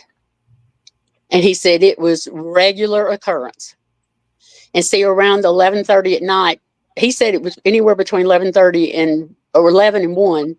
And around the 11:30s when we were hearing the bumps and knocks against the house at that time period. Wow. I mean, it's just, I asked why. Why is it that I moved away and came back and then we have them around? It's just strange to me. Sandra, we've talked about this, and I don't know if once you know you're more observant, more whatever. But honestly, the deeper we dig into this, and it's just like some of them in our chat was talking about yesterday, it's like you've been marked. It's like that. I mean, it's like they're attracted to certain people. I mean, who knows? And the deeper you dig in this, the deeper the pit gets, the further down the rabbit hole you go. And when you're digging for those answers, all you're doing, the hole just gets deeper and deeper and deeper. That's the truth. I told you we have fruit trees here. We never get our peaches. We never get our blueberries. We get a few blueberries. It's apple tree. They strip them at night. We'll go out ready to pick them the next day, and the tree's empty. Yeah, tell them that's what I meant to bring up was you said that your peach trees was loaded, and then overnight they were just gone, all of them. I had 3. I had one in particular that I had threatened the tree. I walked out by it earlier in the year, and I said, if you don't produce the peaches this year, we're cutting you down. It was loaded. White, what are they called? White clear seed Georgia peaches. Yeah. Loaded. And I had been going by and checking them, and my husband said, when are we going to, they weren't real big. He said, when are we going to get the peaches? I said, I think maybe tomorrow or the next day. Well, the next morning, there was no peaches on the tree. I tied nets over my blueberries 3 years ago, or 2 years ago, 2022. I tied them, and they were untied and thrown off the 2 bushes that were loaded. My husband tied them. They were untied and thrown off. So we just gave up. They were going to get them no matter what. Mm. And it wasn't a raccoon throwing them over a 5-foot bush. No. So it probably going to take something with hands to untie it, and it's got to remove it. Yeah, that tells you that something with the brain thinking about things is doing it. So I'm sorry, Spencer just sent a text. He said his power just went out. He's got no internet. I don't know if it'll kick the show off or not. Well, we're still hammered down. So, all right. Well, Misty, you got to have some questions. Well, hold on just a second. Yeah, no, I did, but I think she's kind of answered most of them. But now Superfly did want to know.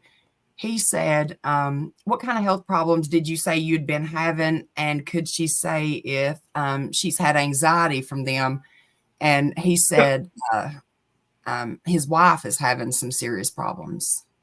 I have a birth defect. I have small kidneys. Okay. So this past year, which my mother denied that too. But this past year's been trying to keep from going to dialysis. So thankfully, I have a wonderful new doctor that has got my EGFR up, and I'm out of the dialysis range. Oh, so let me do this. Let me just throw this out there, Sandra. This crowd we got a lot of Christians in here and a lot of folks that pray and pray hard. We got one. Thank you. I do too. We've got a heck of an army of prayer warriors. So hey, y'all know what to do. I mean, we're just gonna ask y'all. Y'all put those Sandra here on that list. I say not if it wasn't for the grace of God, I wouldn't be here. And I really, as far as anxiety, maybe as a child then, but as an adult, no. I would really like to see one face to face again. I'm not afraid to. I don't know how I would react. I've seen the backside of one on this property, but I'm just not sure how. Like I said, I might fall down and that would be it. But it's fascinating to me Mm-hmm. that there's things out there that God created that we don't know a lot about. There's a lot of puzzles in this universe. Yeah, look at there. Look at there. Everybody done throwing up the prayers. Thank you. And my son is autistic, and he has seen, we think 3 times he has seen it. Oh, wow. The one that's here. There was one standing at the back of our dog fence, and he opened the door and said, "What are you doing to my dogs?" And it ran down in the woods. He said, "Mama, that wouldn't have been a person that just ran off down in those awful woods." And I said, "No, I don't think so either." Well, Sandra, something that I want to touch on right quick.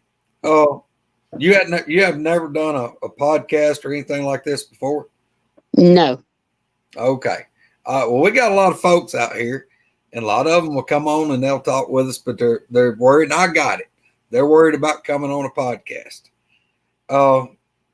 At this moment in your life, are you apprehensive about coming on anymore? Or, I mean, I just want people to realize that y'all look, this, if you want to come talk, this is the place to do it.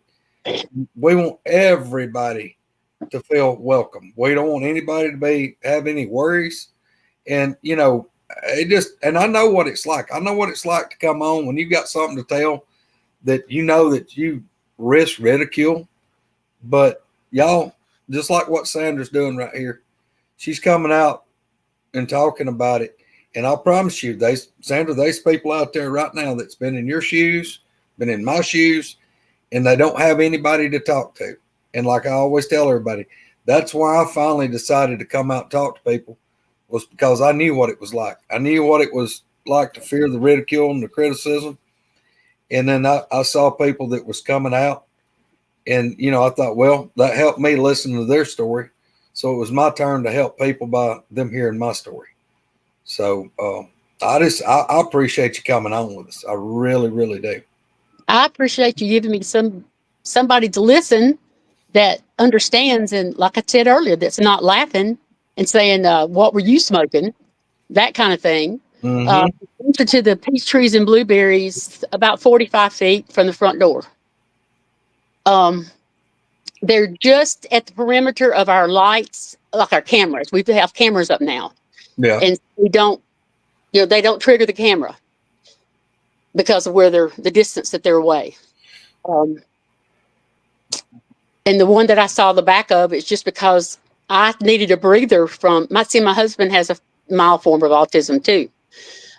But there's times when they're both on the same thing and you just need a breather. So I was sitting in my car is how I saw the one at the edge of the lights of the backyard. But it was during blueberry times. I guess he was going for a snack. Well, Sandra, right there, we got a question from Judy Davis. She says, sending up prayers. How did you get your numbers better? Asking, because I just found out I have stage 4 kidney disease, not failure yet. Hoping I can get numbers better. You got any kind of advice you can give her? Watch what you drink. Drink lots of water. You can go online and search, which is what I did, and see which. I'll be honest, I'm a diet soda addict. Was before this, and still can't hardly give them up. And I know I don't need them, but there's certain things that I can have that don't seem to affect me. As a matter of fact, my numbers have gone up while drinking, like Diet Sundrop. Oddly enough, is one. Root beer, diet root beer, doesn't have the caffeine in it. You need to reduce your caffeine intake, lose weight if that's a possibility. I've lost 80 pounds. Wow. And try to be more active, but watch your potassium intake. That's a big thing my doctor has encouraged, to watch the potassium. And there are some medicines that they can put you on. The smallest dosage is something he did. and it improved my numbers drastically to protect the kidneys. Oh, Lisinopril, I think that's a blood pressure medication, and I can't remember the name of the other one, but there's a couple that you can go on, and it will help. But you got to get a doctor that's willing to keep you out of that range. So read, educate yourself. Don't believe everything that your kidney doctor tells you. Because mine had me lined up to have a port put in, wow. and I'm out of that range now. Awesome. That's fabulous. We did that. Well, it took roughly a year. Actually, more like 8 months when my percent went up to 23% from 17. Wow. So Yeah, we've got a lot of people in the group that's had kidney trouble, and yeah, that's probably pretty good info to get out to these folks. So green tea. That just popped in my mind. Green tea, drink green tea. Little Patty wants to know if when they were looking through the windows, do you? No, I don't remember that. Honestly, I can tell you this. I was a late bloomer, and it had been the month before. So if that gives you any indication of the changes that were going on.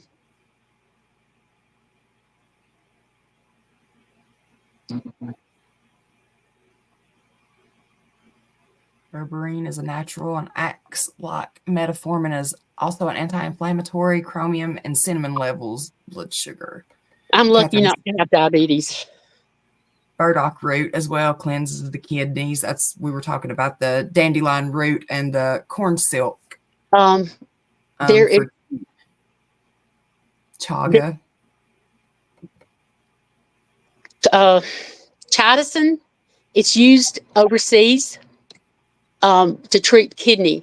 It's made from ground up shellfish. okay. And they're using it in England and in China, other places to improve kidney function. And I ordered it. You can get it from Amazon. And I was taking it at the time that my kidney function went to 23. But right now he has me off everything. He just wants a baseline. Yeah. So without any supplements. I'm still enough of a conspiracy theorist that I really do. I believe that a lot of these symptoms, or a lot of the diseases that people have could have been cured, but there's not enough finances in cure as there much as in treatment. So, I mean, who knows? Look at there, Misty. Dadgum Kim done talking about the fried dandelions. Yeah, they were good. Do you remember when you got the most activity?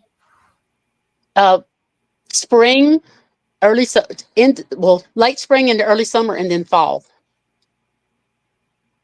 That seems about right for what we get too. See, we had the knock. Like I said, one night last week, we came in and we were walking into the house, and there was clear as a bell, a knock. And I just froze. I said, "Did you hear that?" And it was down by the creek, that area. Yeah, Sandra, I've heard a lot of reports all over that county. I mean, all over that county. I mean, just like I hear all over the county I'm in. It's that, but a lot of people, they don't want to talk about it that much.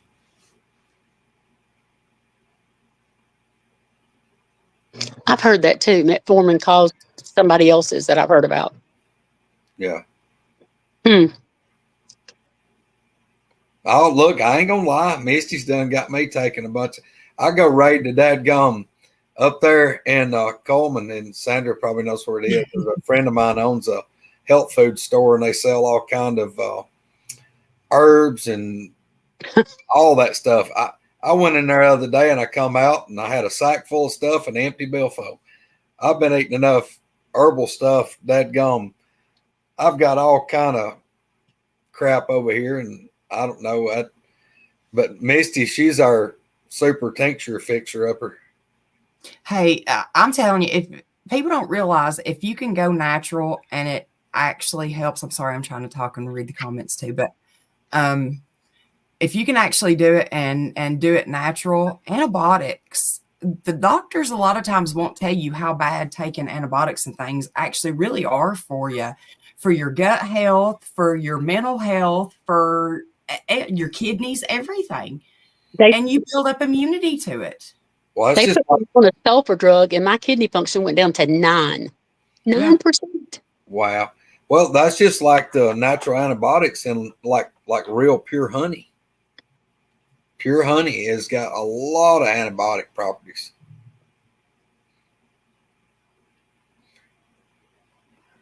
My mom came and got some oregano oil and some usnea and some dried mullein and stuff from me yesterday because she's been sick. Her and my sister both had it. And my sister, she, I'm kind of getting her into all of it too. And she called me and she's like, I said, when we get home, we'd been camping. I said, I'm going to bring you some stuff to make you feel better or whatever. She started taking it. She called me the next morning. And she's like, I swear, she said, I think I'm already starting to feel better. And my mom yesterday, she sounded horrible. I was just telling Greg earlier before we came on here, I said, she's really sick.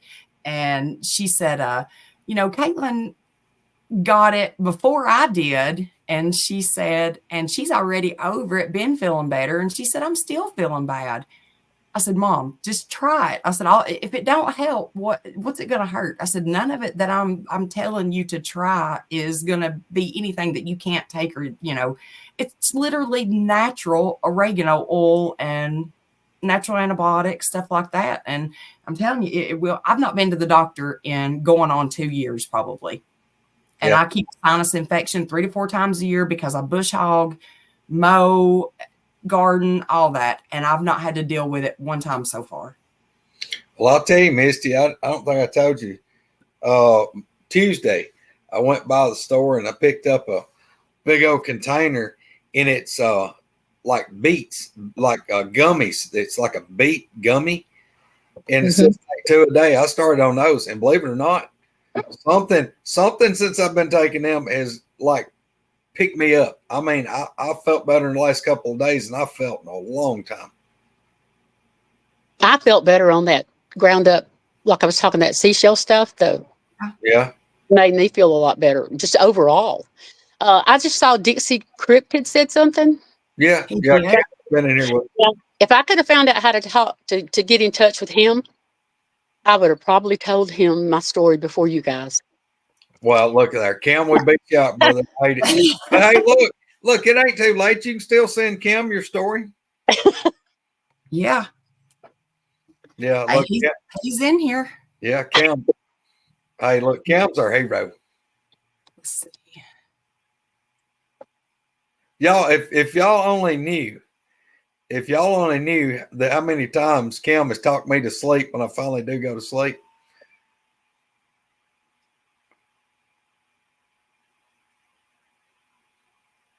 That's right.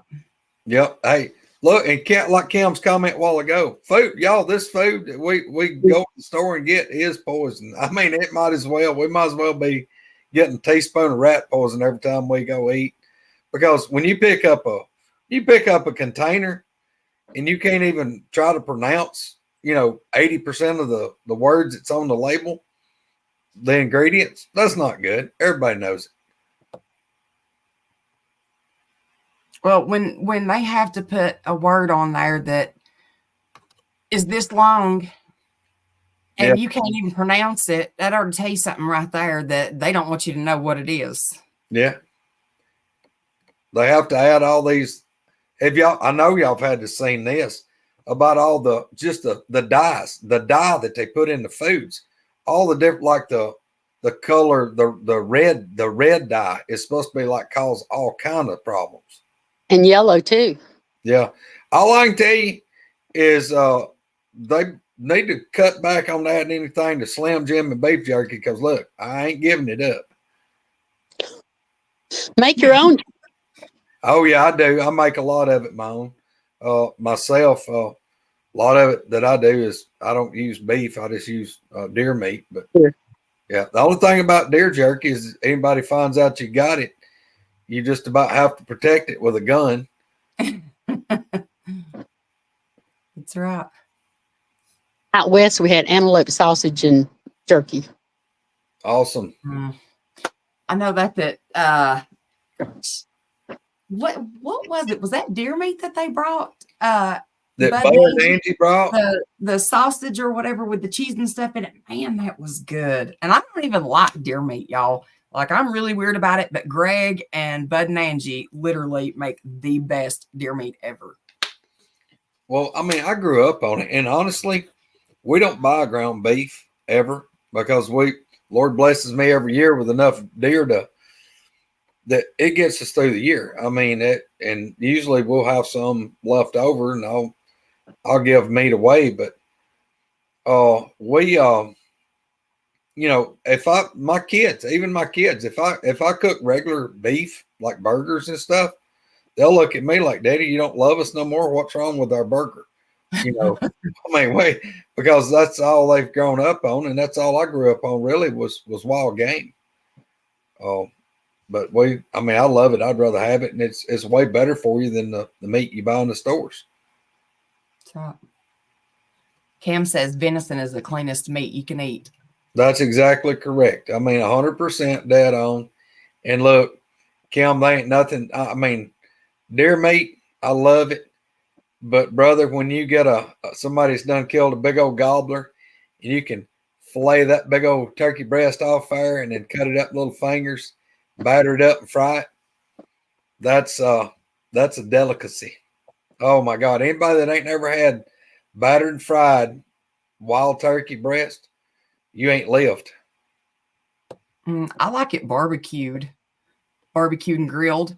Yeah. Wild turkey. It's good like that. Yeah, it is. I agree with you, but oh my gosh. Woo. Well, guys, does anybody have anything they want to ask Miss Sandra, or do you have anything else you want to tell? Or yeah, if y'all got any questions for Miss Sandra, pop them up there. Put them in all caps, but pop us up if y'all got a question. I think I pretty much mentioned everything. Look at there. Now, when I did take the picture of that footprint, I had three. I had one right one, a left one, and a partial right one. But I just took a photo of the left one. making me hungry. Lynn did say, though, that grapes, right quick, let me tell you this because that may help you too. Says grapes are the ultimate kidney tonic. They're what? I'm not even going to try it. I will butcher that word. Bind onto waste that is kidney. Have trouble filtering. Photochemicals. Ah, look, I did it. I can't see without my glasses. I apologize. Dark cherry, also another good thing. Yeah. Oh, look, if you're anybody like me that suffers from gout, oh my God, cherries are your friend. Really? Yes. Yes, cherry extract, cherry juice. Just eat cherries off a tree. Oh yeah, cherries.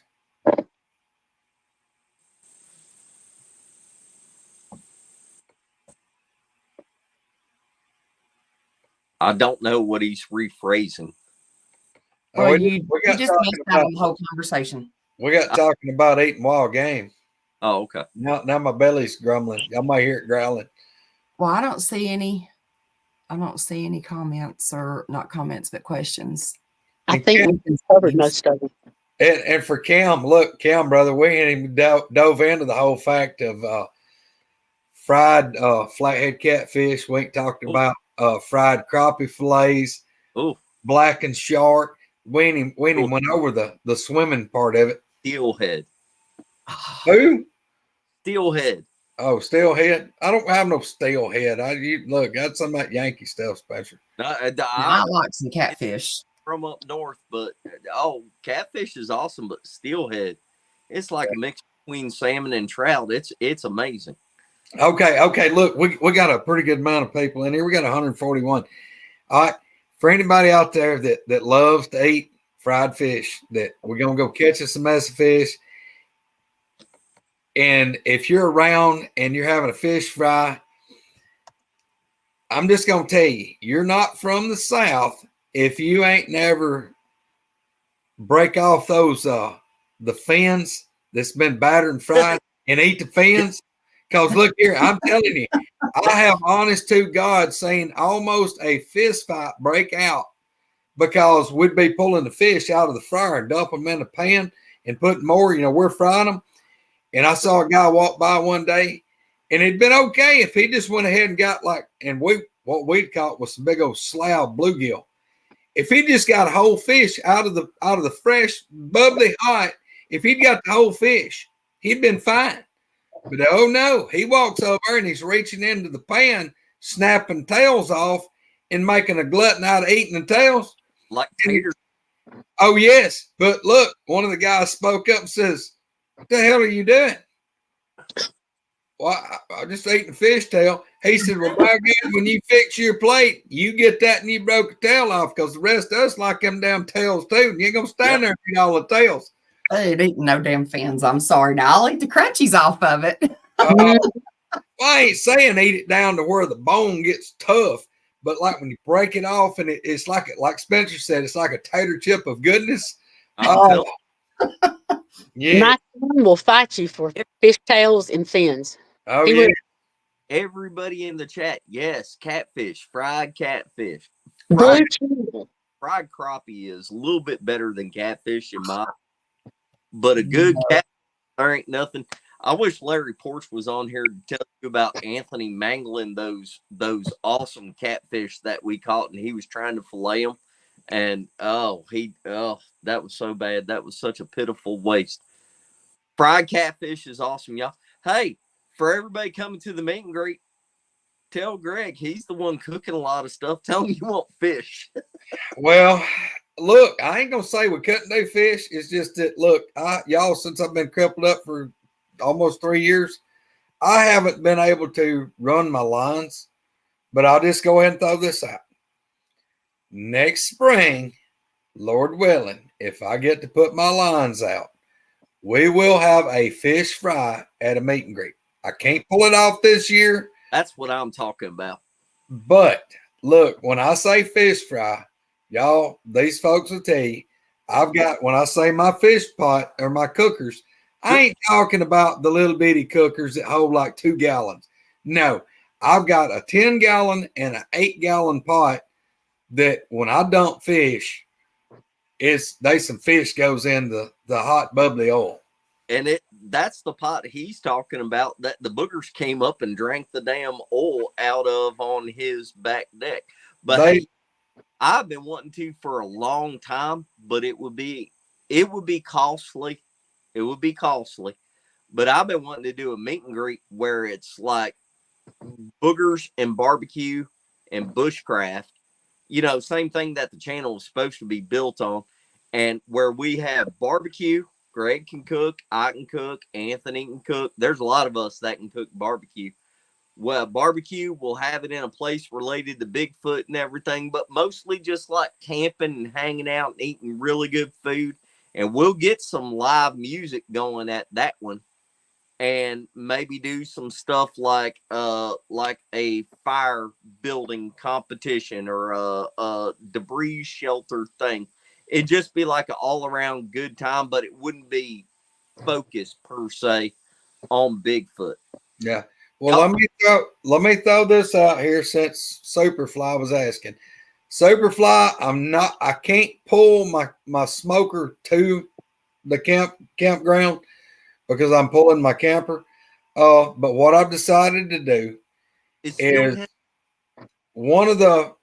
I'm coming down on Thursday. So on Wednesday night, I'm going to fire up my smoker. I'm going to put 4 to 6 10-pound Boston butts on. So I'm going to go ahead and smoke some meat for about 12 hours. I'll pull it off. I've got think of a Yeti cooler that's stainless steel lined. I'll pull those butts off, dump them in it, shred them, snap them shut. Those things will stay scalding hot for about 10 hours. Yeah. So I'm going to unload the smoker. It'll take me 2 hours and 15 minutes to get to the campground. So I plan on getting there 2 o'clock-ish or before. But for supper, Thursday night, Thursday night at the campground, what we're planning on is barbecue sandwiches and potato chips. Nothing fancy, something easy. But I decided to go ahead and try to feed everybody Thursday night. Friday night should be probably going to be the 10 gallons of chicken stew. And then Saturday night will be 10 gallons of jambalaya and probably 3 gallons of red beans. So there's your menu for Thursday, Friday, and Saturday. I'm good with all that.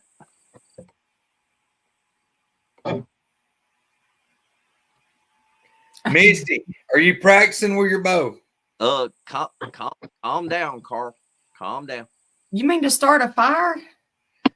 No. Jim taught me how to look. I'm going to show him how to do it with the popsicle sticks, just like Jim taught me how to do. That's what I'm talking. But Jim still had a popsicle on one of his sticks when he made the fire. No, we was talking about you shooting an apple off of Spencer's head with an arrow. Hey, I ain't shot a bow in a little while, but now I used to be pretty decent. I can try it, Spencer. That's what I'm talking about. I'm trying to read comments. What? Oh man, Billy Shilling. Y'all know Billy's gonna get there early.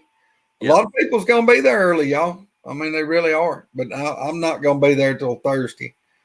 Sandra, are you gonna come down and? I'd like to. I really would. I have to talk to my other half over here.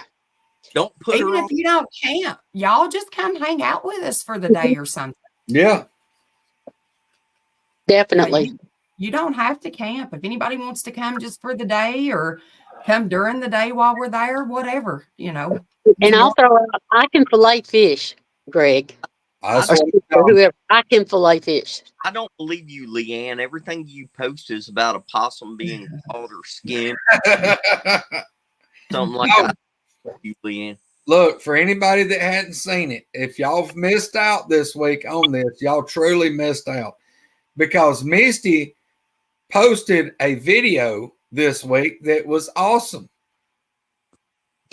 I mean, she has had a critter eating her chickens, and she posted a how-to predator control video. And it was awesome.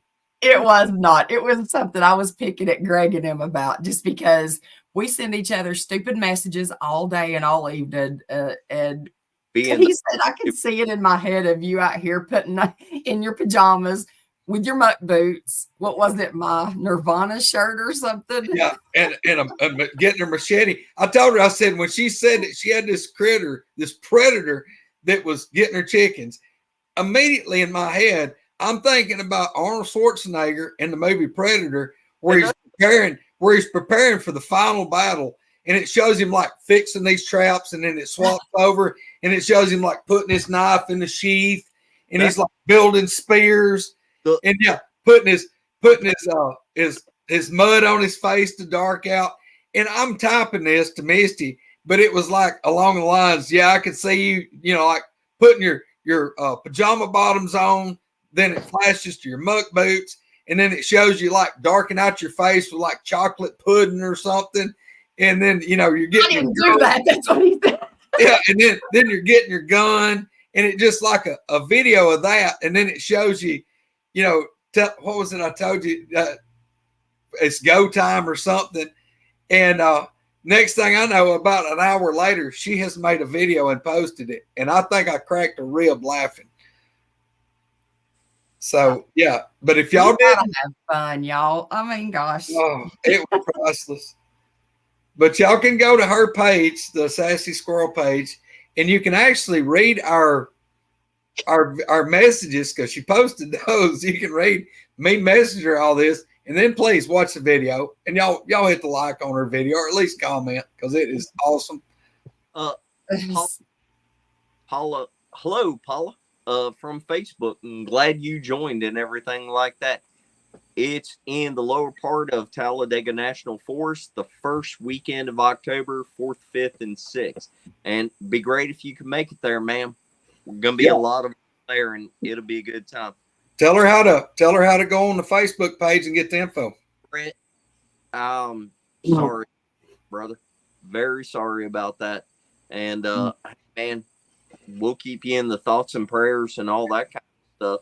I'm sorry about that. Maybe next time you can make it, and hopefully your wife can make it with you. Yeah. There is a link. There is a page. If you go under the events tab on the Woodwalkers Facebook page, it's got all the details of the meet and greet, y'all. And just so everybody knows, 2 things on Facebook. If you don't answer all of the questions, you don't get in the Facebook page. You have to, there are 3 questions.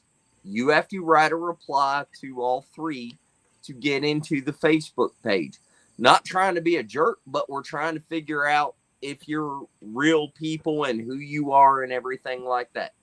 Number 2, the events page with the meet and greet, that's for people that are coming. Misty made a link to it that has a group chat, and there's been people in there going on the group chat for 2 months now, and they're all having a good time. I mean, get in there and talk to everybody and just hang out and everything. That thing flies by more than the chat like on YouTube right here, and I can't keep up with all of it. But it's got all the details about the meet and greet, y'all. Yep. Yeah, if you don't answer the questions, the only reason we deny it is because there is literally you might get 5, you might get 20 in a day, and they'll all be from like the same time. It's like it's bots, I guess. I don't even know what that means, Cam. I wish you would allow my Facebook page to join. Oh, I can change that. I didn't know. You know what he's saying, don't you? She probably hates you just like hates Oh my God. Even though you gave her that super bougie chair, she I'm telling you. liked you, Cam, and Misty sabotaged your ass. I bet that's what happened. Oh my God. Cam, look here. Since you was gonna come, I was gonna bring you your chair back. But listen, I have a better idea. This is what I'm thinking. Since you're gonna be there, I'll bring it back to you, and you can just sign it for me. I can bring it back home. Her chair, and she hopes you leave something else for her. It's a barter system. It's all a barter system. Yeah. I give him fried dandelions. He gave me a chair. I mean, come on. Fair trade. Fair trade. Fried dandelions. Yeah. Is not real people. Wendell, how many times have we talked? What are you even doing? Get off the chat. Get off the chat. Everybody knows what you mean. Get off chat. Wendell, clean your camera. Get your camera top-notch shape. That's right. Oh, look here. Hey, hold on. What did I try? Oh my God. Oh, shove a pair. Hey, you know what that means, Spencer? I'll have 2. How many do you have? Hey, what about the booger rocks? How many booger rocks do you have? Because I got 2 of those too. I tell you, y'all don't realize how close everybody was to a travesty whenever Kumbo walked past me to hand you that booger rock. It's a good thing that he gave me another one. y'all would have been in the back seat of my truck fighting. Y'all would have just been like a cartoon. We're counting the dogs like in a ball and sparks flying off of them. Devil thing where it's just a whirlwind of shit going around. Yeah. Oh my gosh.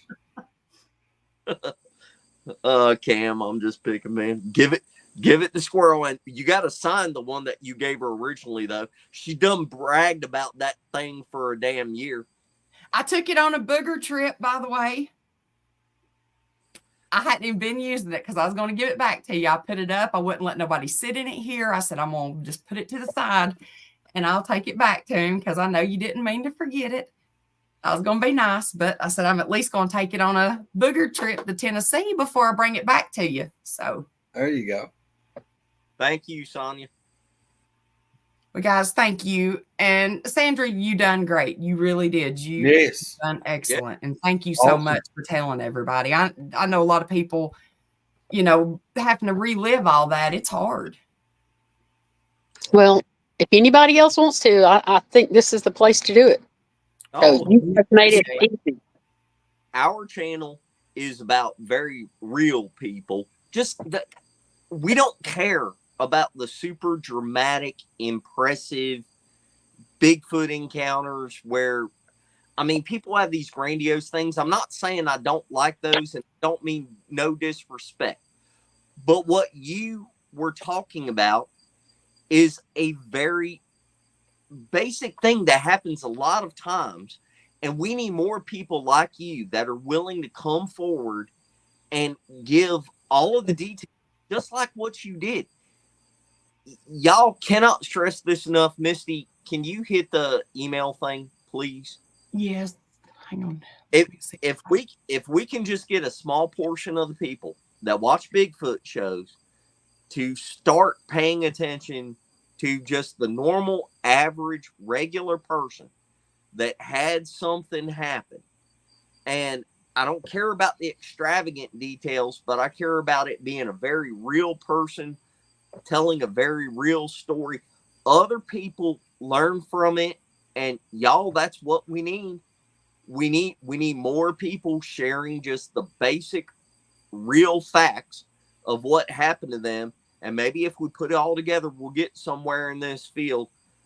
But we are in the South, and I mean, we're a little bit more laid back and everything. This is the way that we run the show. It's not super, super hyped up. But just like Sandra, I mean, we get really good guests that tell very impressive stuff if you listen to all the details of what they're talking about. And Sandra, thank you very much, ma'am. It came across excellent. You did great. Mm-hmm. Everybody else, please give us an email and let us know what's going on, and we'll get you on here. Mm-hmm. That's right. I mean, everybody loves it. So I know you're nervous when you first come on. I just got asked. I'm not to do one here pretty soon, and it makes me a nervous wreck. I love all y'all, but it's like I hate and please don't take this the wrong way, but I hate being asked to do stuff like that because I get so nervous. And we do this every week, so I'm telling you, I know how you feel, so don't worry about that. It's different whenever you go on someone else's channel versus your own, where you're just used to being yourself.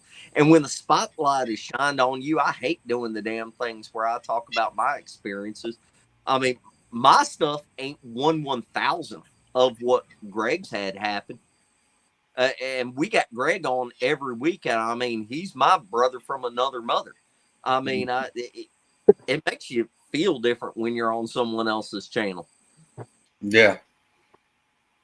Oh yeah, y'all. I know. Sharon's in the chat today. I reckon she's about got the Rona whip. She's last I talked to her messenger. It was in chat on day and them. She's I reckon doing a lot better.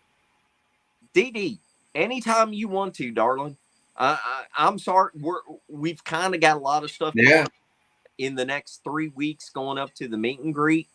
But yes, ma'am, absolutely be happy to have you come back on. Yes. Yeah, we got it. We need to be getting back with Katie and getting her back on for too long. Yeah, Katie will get cold feet all over again. And y'all, wasn't Katie's episode awesome? Y'all, look, between Katie and then Al coming on and talking, and then Troy actually broke out of his shell, and then Gerald came on. Gerald was freaking awesome. And then now Sandra, y'all, we've been pretty much loaded for bear the last few weeks. So awesome. Yep. And look, and anybody that missed out on our pilot run of our late night the other night, y'all go check that out. Well, That was a good one. Oh, did you see that? oh, you watched the live. Sorry, I was reading comments. Misty, that's what I think. Oh man, I think that's what won Sandra over. Oh, it was the Chernobyl goats. The Chernobyl goats. Goats. And hey, look, Pyro, brother, Hey. still in here. We're getting I want a dang T-shirt that says, "Are you a 5%er?"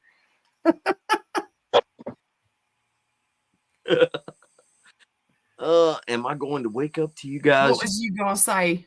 I don't I know. was just going to say, Greg, I told him yesterday, he reminds me so much of my brother that passed in 2017. It's not funny.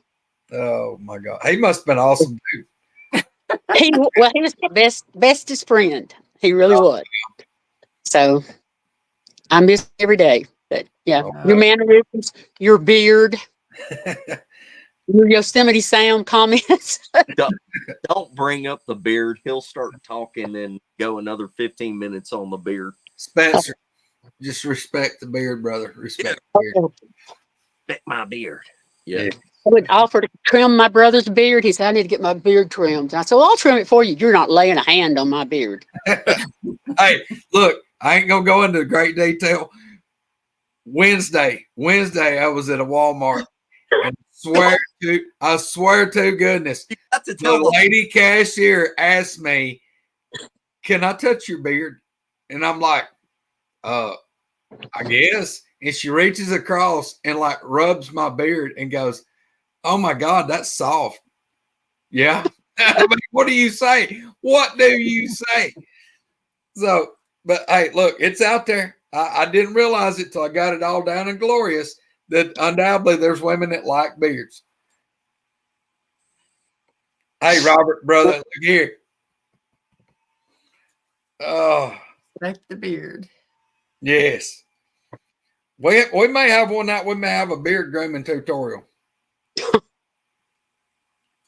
That's what I said. I agree with his comment. Steve Smith's Neanderthal caveman. The face. Yeah. Hey, look, I went and got this all lined up and trimmed up this week because I was afraid I was gonna look like the Neanderthal caveman.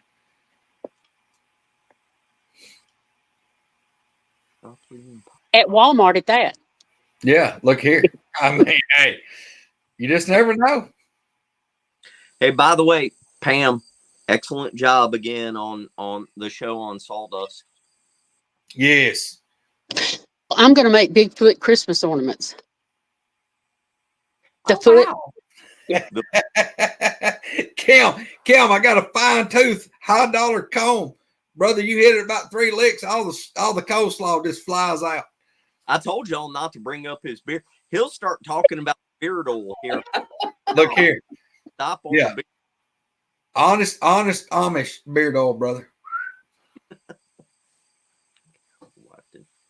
You can't do nothing with him, Sandra. I'm telling you that My brother's was I try to pearl keep these plus. two in line. It don't work. Misty gave up on us. You know, Misty, it wasn't that bad before Shit Show Shirley corrupted us. Now you go blame her. Oh.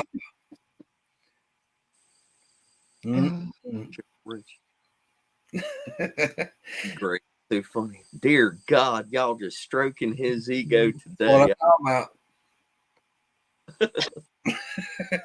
Well, y'all, yes, Pam. Hey, and everybody, keep up with Chris Reinhardt at Discover Sasquatch, where they got back from. What's the name of that place again? Snow Grove. Snow Yes. Grove. I always wanted to go there. I just can't ever think of the name of it. But where him and Bud and some other people just got back. Man, I'll wait for Chris to release any of that if he ever does. But they thought something that was really cool. But anyway, keep up with Discover Sasquatch. Definitely always Sawdust Beast. Y'all get on Roger's ass and get him to get back on there and produce another show or two. Shane, with Southern Bigfoot Alliance, just went out and spent the night last night, I think it was, in a really active area. So I'm looking forward to seeing that. But all of the people that we support and everything like that, if you want to go to the meet and greet, make sure you jump on the Facebook page, answer the 3 questions, and then hit the link under the events tab and get on there if you can. Mark and Rebecca's shows, of course, obviously, we all love Mark and Rebecca. I mean, they're part of our family. But make sure you go back and check out their last couple of things. DA and Robbie, You got to check them out. They had a killer show the other night. DA and Robbie talking about equipment and everything. That was great. Obviously, Mr. Butner is in the house, and the new episode of Steve Lilly, was it 1 or 2 that got dropped? Played 2. I'm waiting on 3. Yeah.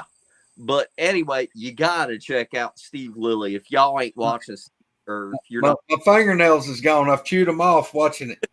Yes. And look, like Spencer said too, y'all, if y'all missed out on Mark Newell's thing the other night with Pam and Paul, go watch it. Pam, that was so great, so awesome. Pam and Paul got the real deal. Absolutely no doubt about that. Also, did you know that Pam is apparently a Class A artist? She donated a painting last time at our raffle, and it was impressive. Beautiful. Yes. No pressure or anything, Pam, but you got to bring another. Anyway, I didn't know Pam and Paul get to come. I thought they said they might be there. Maybe. I'm open. Pam, did you say you were coming to this one? I thought you did. Anyway, and Sandra, again, thank you so much for everything. I don't know what I missed whenever my power went out. Did you ever actually say what you thought Bigfoot was? I think it's a real woman. You do? I do. You think it's flesh and blood? Yes. Do I think it cloaks and all that stuff? No. Okay. I just don't. That's fine. Everybody's opinion. I mean, people have different experiences, and they base their opinion off their experiences. Yeah. I'm So, good with I'm not on your Facebook page, but I intend to go join, and I'll answer the questions. But could you list some of the programs possibly on there that you think we ought to pay attention to? Because I search all the time. If I had to pick my top ones that I actually watch, I watch Sawdust Beast because that's where I come from. I watch Sawdust Beast, was Mark and Larry. Now it's more like Mark and Sherry. That is 100% for the real deal thing. I watch Charlie Raymond's channel, Kentucky Bigfoot something or another. If you type in Kentucky Bigfoot, you'll find it. Chris Reinhardt's show on Discover Sasquatch is a huge one. You guys gotta watch that. Southern Bigfoot Alliance, they're friends of mine. Whenever the Cryptoholic show is on, it's kind of them talking about Bigfoot, but goofing around and everything. Obviously, I watch Dixie Cryptid. I watch DA Ex Machina. Bye, Cam. Thanks. See you, brother. Cam, see you soon, man. Thanks, Cam. Man, there are so many other people that I'm forgetting right now. Squirrel, Greg. Well, I mean, you need to Squatchy be Holler, Not So Perfect Bigfoot show. Yes, you need actually has a good show. Mark and Rebecca's Cedar Creek Bottoms Farmstead Live. Yes. Yeah, and look, you dang sure need to check out House of Enoch. Oh, Yeah. now, House of Enoch Kane, that's not for entertainment if y'all are looking for a Bigfoot show. That's if you actually do this stuff in the real world and you're trying to understand what other legitimate researchers or whatever you want to call them are finding. Kane and Eric, but Kane specifically on House of Enoch, pound for pound, the most information you will ever find on a Facebook or YouTube channel as far as what's actually going on with boogers moving, travel patterns, stick manipulations, leaving signs, all that kind of stuff. He is like hardcore investigation. That is not something you watch if you just want a Bigfoot entertainment kind of show. And I've also been watching Mysteries Unsolved or Mysteries Unknown here lately, and that guy, I don't even know who he is, but he's got a really good channel. Mm-hmm. He's got a really good channel. Y'all should check that that out too. Yeah, you got a lot of people watching Humanoids with Bart Nunley. But look, definitely you need to check out DA Ex Machina. Watch DA and Robbie. They're good friends of ours, and they got a great show. They're kind of they approach your show like we do. I mean, they'll have a topic and they'll run off the rails, but they're gonna have fun with it. The chat with DA and Robbie is just like it is on here. And then of course we accidentally on purpose take over the chat on Mark and Rebecca's channel. And it's all of us, it's the shows that you find us on, like in chat, is DA and Mark and Rebecca and Sawdust Beast. And that's where we all get together and hang out. Yeah. Old Line Cryptids on. Old Line Cryptids. Steve Flavor, Jeff, and Jerry. Hey, I noticed Moggs is in the chat. I hope Moggs gets to come up to the meet and greet. Yeah, Russell. Well, actually, he asked me where it's at. Moggs, are you coming? That'd be cool if you do, man. I'd like to meet you in person. We're going to have a ton of people there, y'all. Moggs, and since you ain't met Moggs, Moggs ain't no little bitty feller. Moggs pretty good sized dude. Okay. Barry's show too, and I can never remember. Oh, yeah. What? It's such a good name for a show, something radio, and I'm so bad about remembering the Blackwoods or Blackwoods Cryptids. Blackwood. I think that's it. I can never remember the name. I don't know why I always forget the name of that. Is Leanne still in here? Leanne. In here. Stevie B and I will be there. Awesome. Retribution Radio. Good deal. Retribution Radio. Yep. All right. Well, anyway, y'all, we're going to get off Hey. the Hold on. I do want to say something. Nobody wants It's to. easier. Well, maybe. Listen. Dixie had asked if Sandra was going to bring some ornaments if she comes, some of the Bigfoot ornaments to sale. I wanted to tell everybody a lot of the ones that are coming that's doing this, that does do podcasts, or that's even coming to stay. They make a lot of handmade jewelry, a lot of walking sticks, different stuff like that. There's going to be a lot of people that's going to be bringing stuff and probably setting out little tables. So it's going to be kind of like a little vendor type thing too. We're going to do an auction or a raffle, not an auction. And also people have been asking about decorations. Like I think some of them's going to decorate their little section. I don't know if they're going to do fall, Halloween, or just camping or what. But so if anybody wants to do that. Yeah. I don't know if y'all have enough time, but just so you know, you can go on Amazon and you can get custom flags, posters, a lot of this stuff really not expensive. Any picture that you want to send. So that's what we do for the flags, and we hang the flags and then we give some of them away at the raffle, but they're very not expensive, like $7 or $8. And I would highly encourage everybody, get a flag made and just like plant it outside where you're camping, your own custom flag. Y'all, what we want is we want everybody to be able to come to something free, meet a lot of people that are on the inside of all this stuff, either the YouTube podcast or, you know, just know what they're talking about in the Bigfoot world. We're going to eat good. We're going to have a good time. It's going to be fairly family friendly and all that kind of stuff, but you're going to meet great people and everything like that. And it's all because we like this way better than these seminars and conventions and every. I want to stress too that y'all, like when we have this meet and greet, it's kid friendly. I mean, it is kid friendly. My baby girl loves it. I mean, I'd have to fight her if I told her she couldn't go.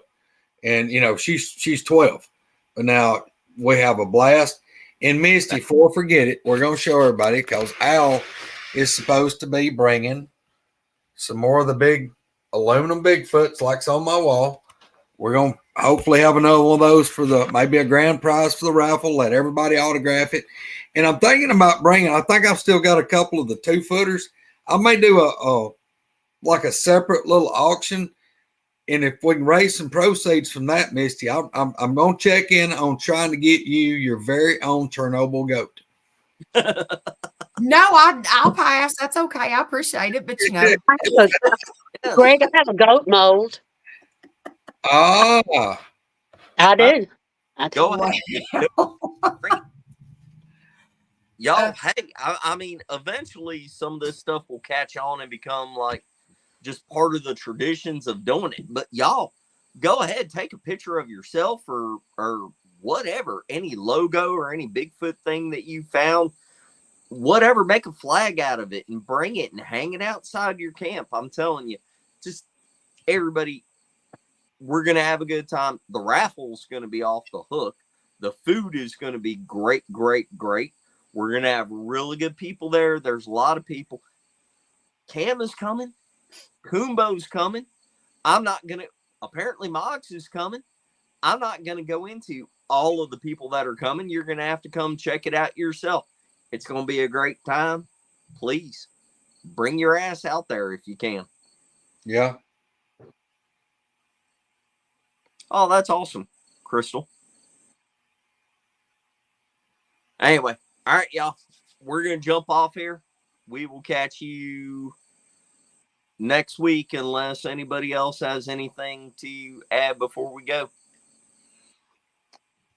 I'll just say thank y'all. Right. We Don't think appreciate you coming on. Thank you. doing it. Yeah. And once again, big love, y'all. Yep. Where'd my little thing go? Oh, there it is. That's what I was. Bye, people. Give us an Thank email. you again, Miss Sandra. Guys, thank y'all for hanging out with us. Have a good Sunday. Yep. Hey, don't forget to hit that like and share button. Yeah, at one point there was 160 some people in here. There better be 160 some thumbs up. What y'all doing? At least 150. Come on, y'all. They were all here to hear Sandra's story They when, were. when we got sidetracked as well. This Yep. whole shit. But, All right, bye, y'all. See y'all. bye, y'all.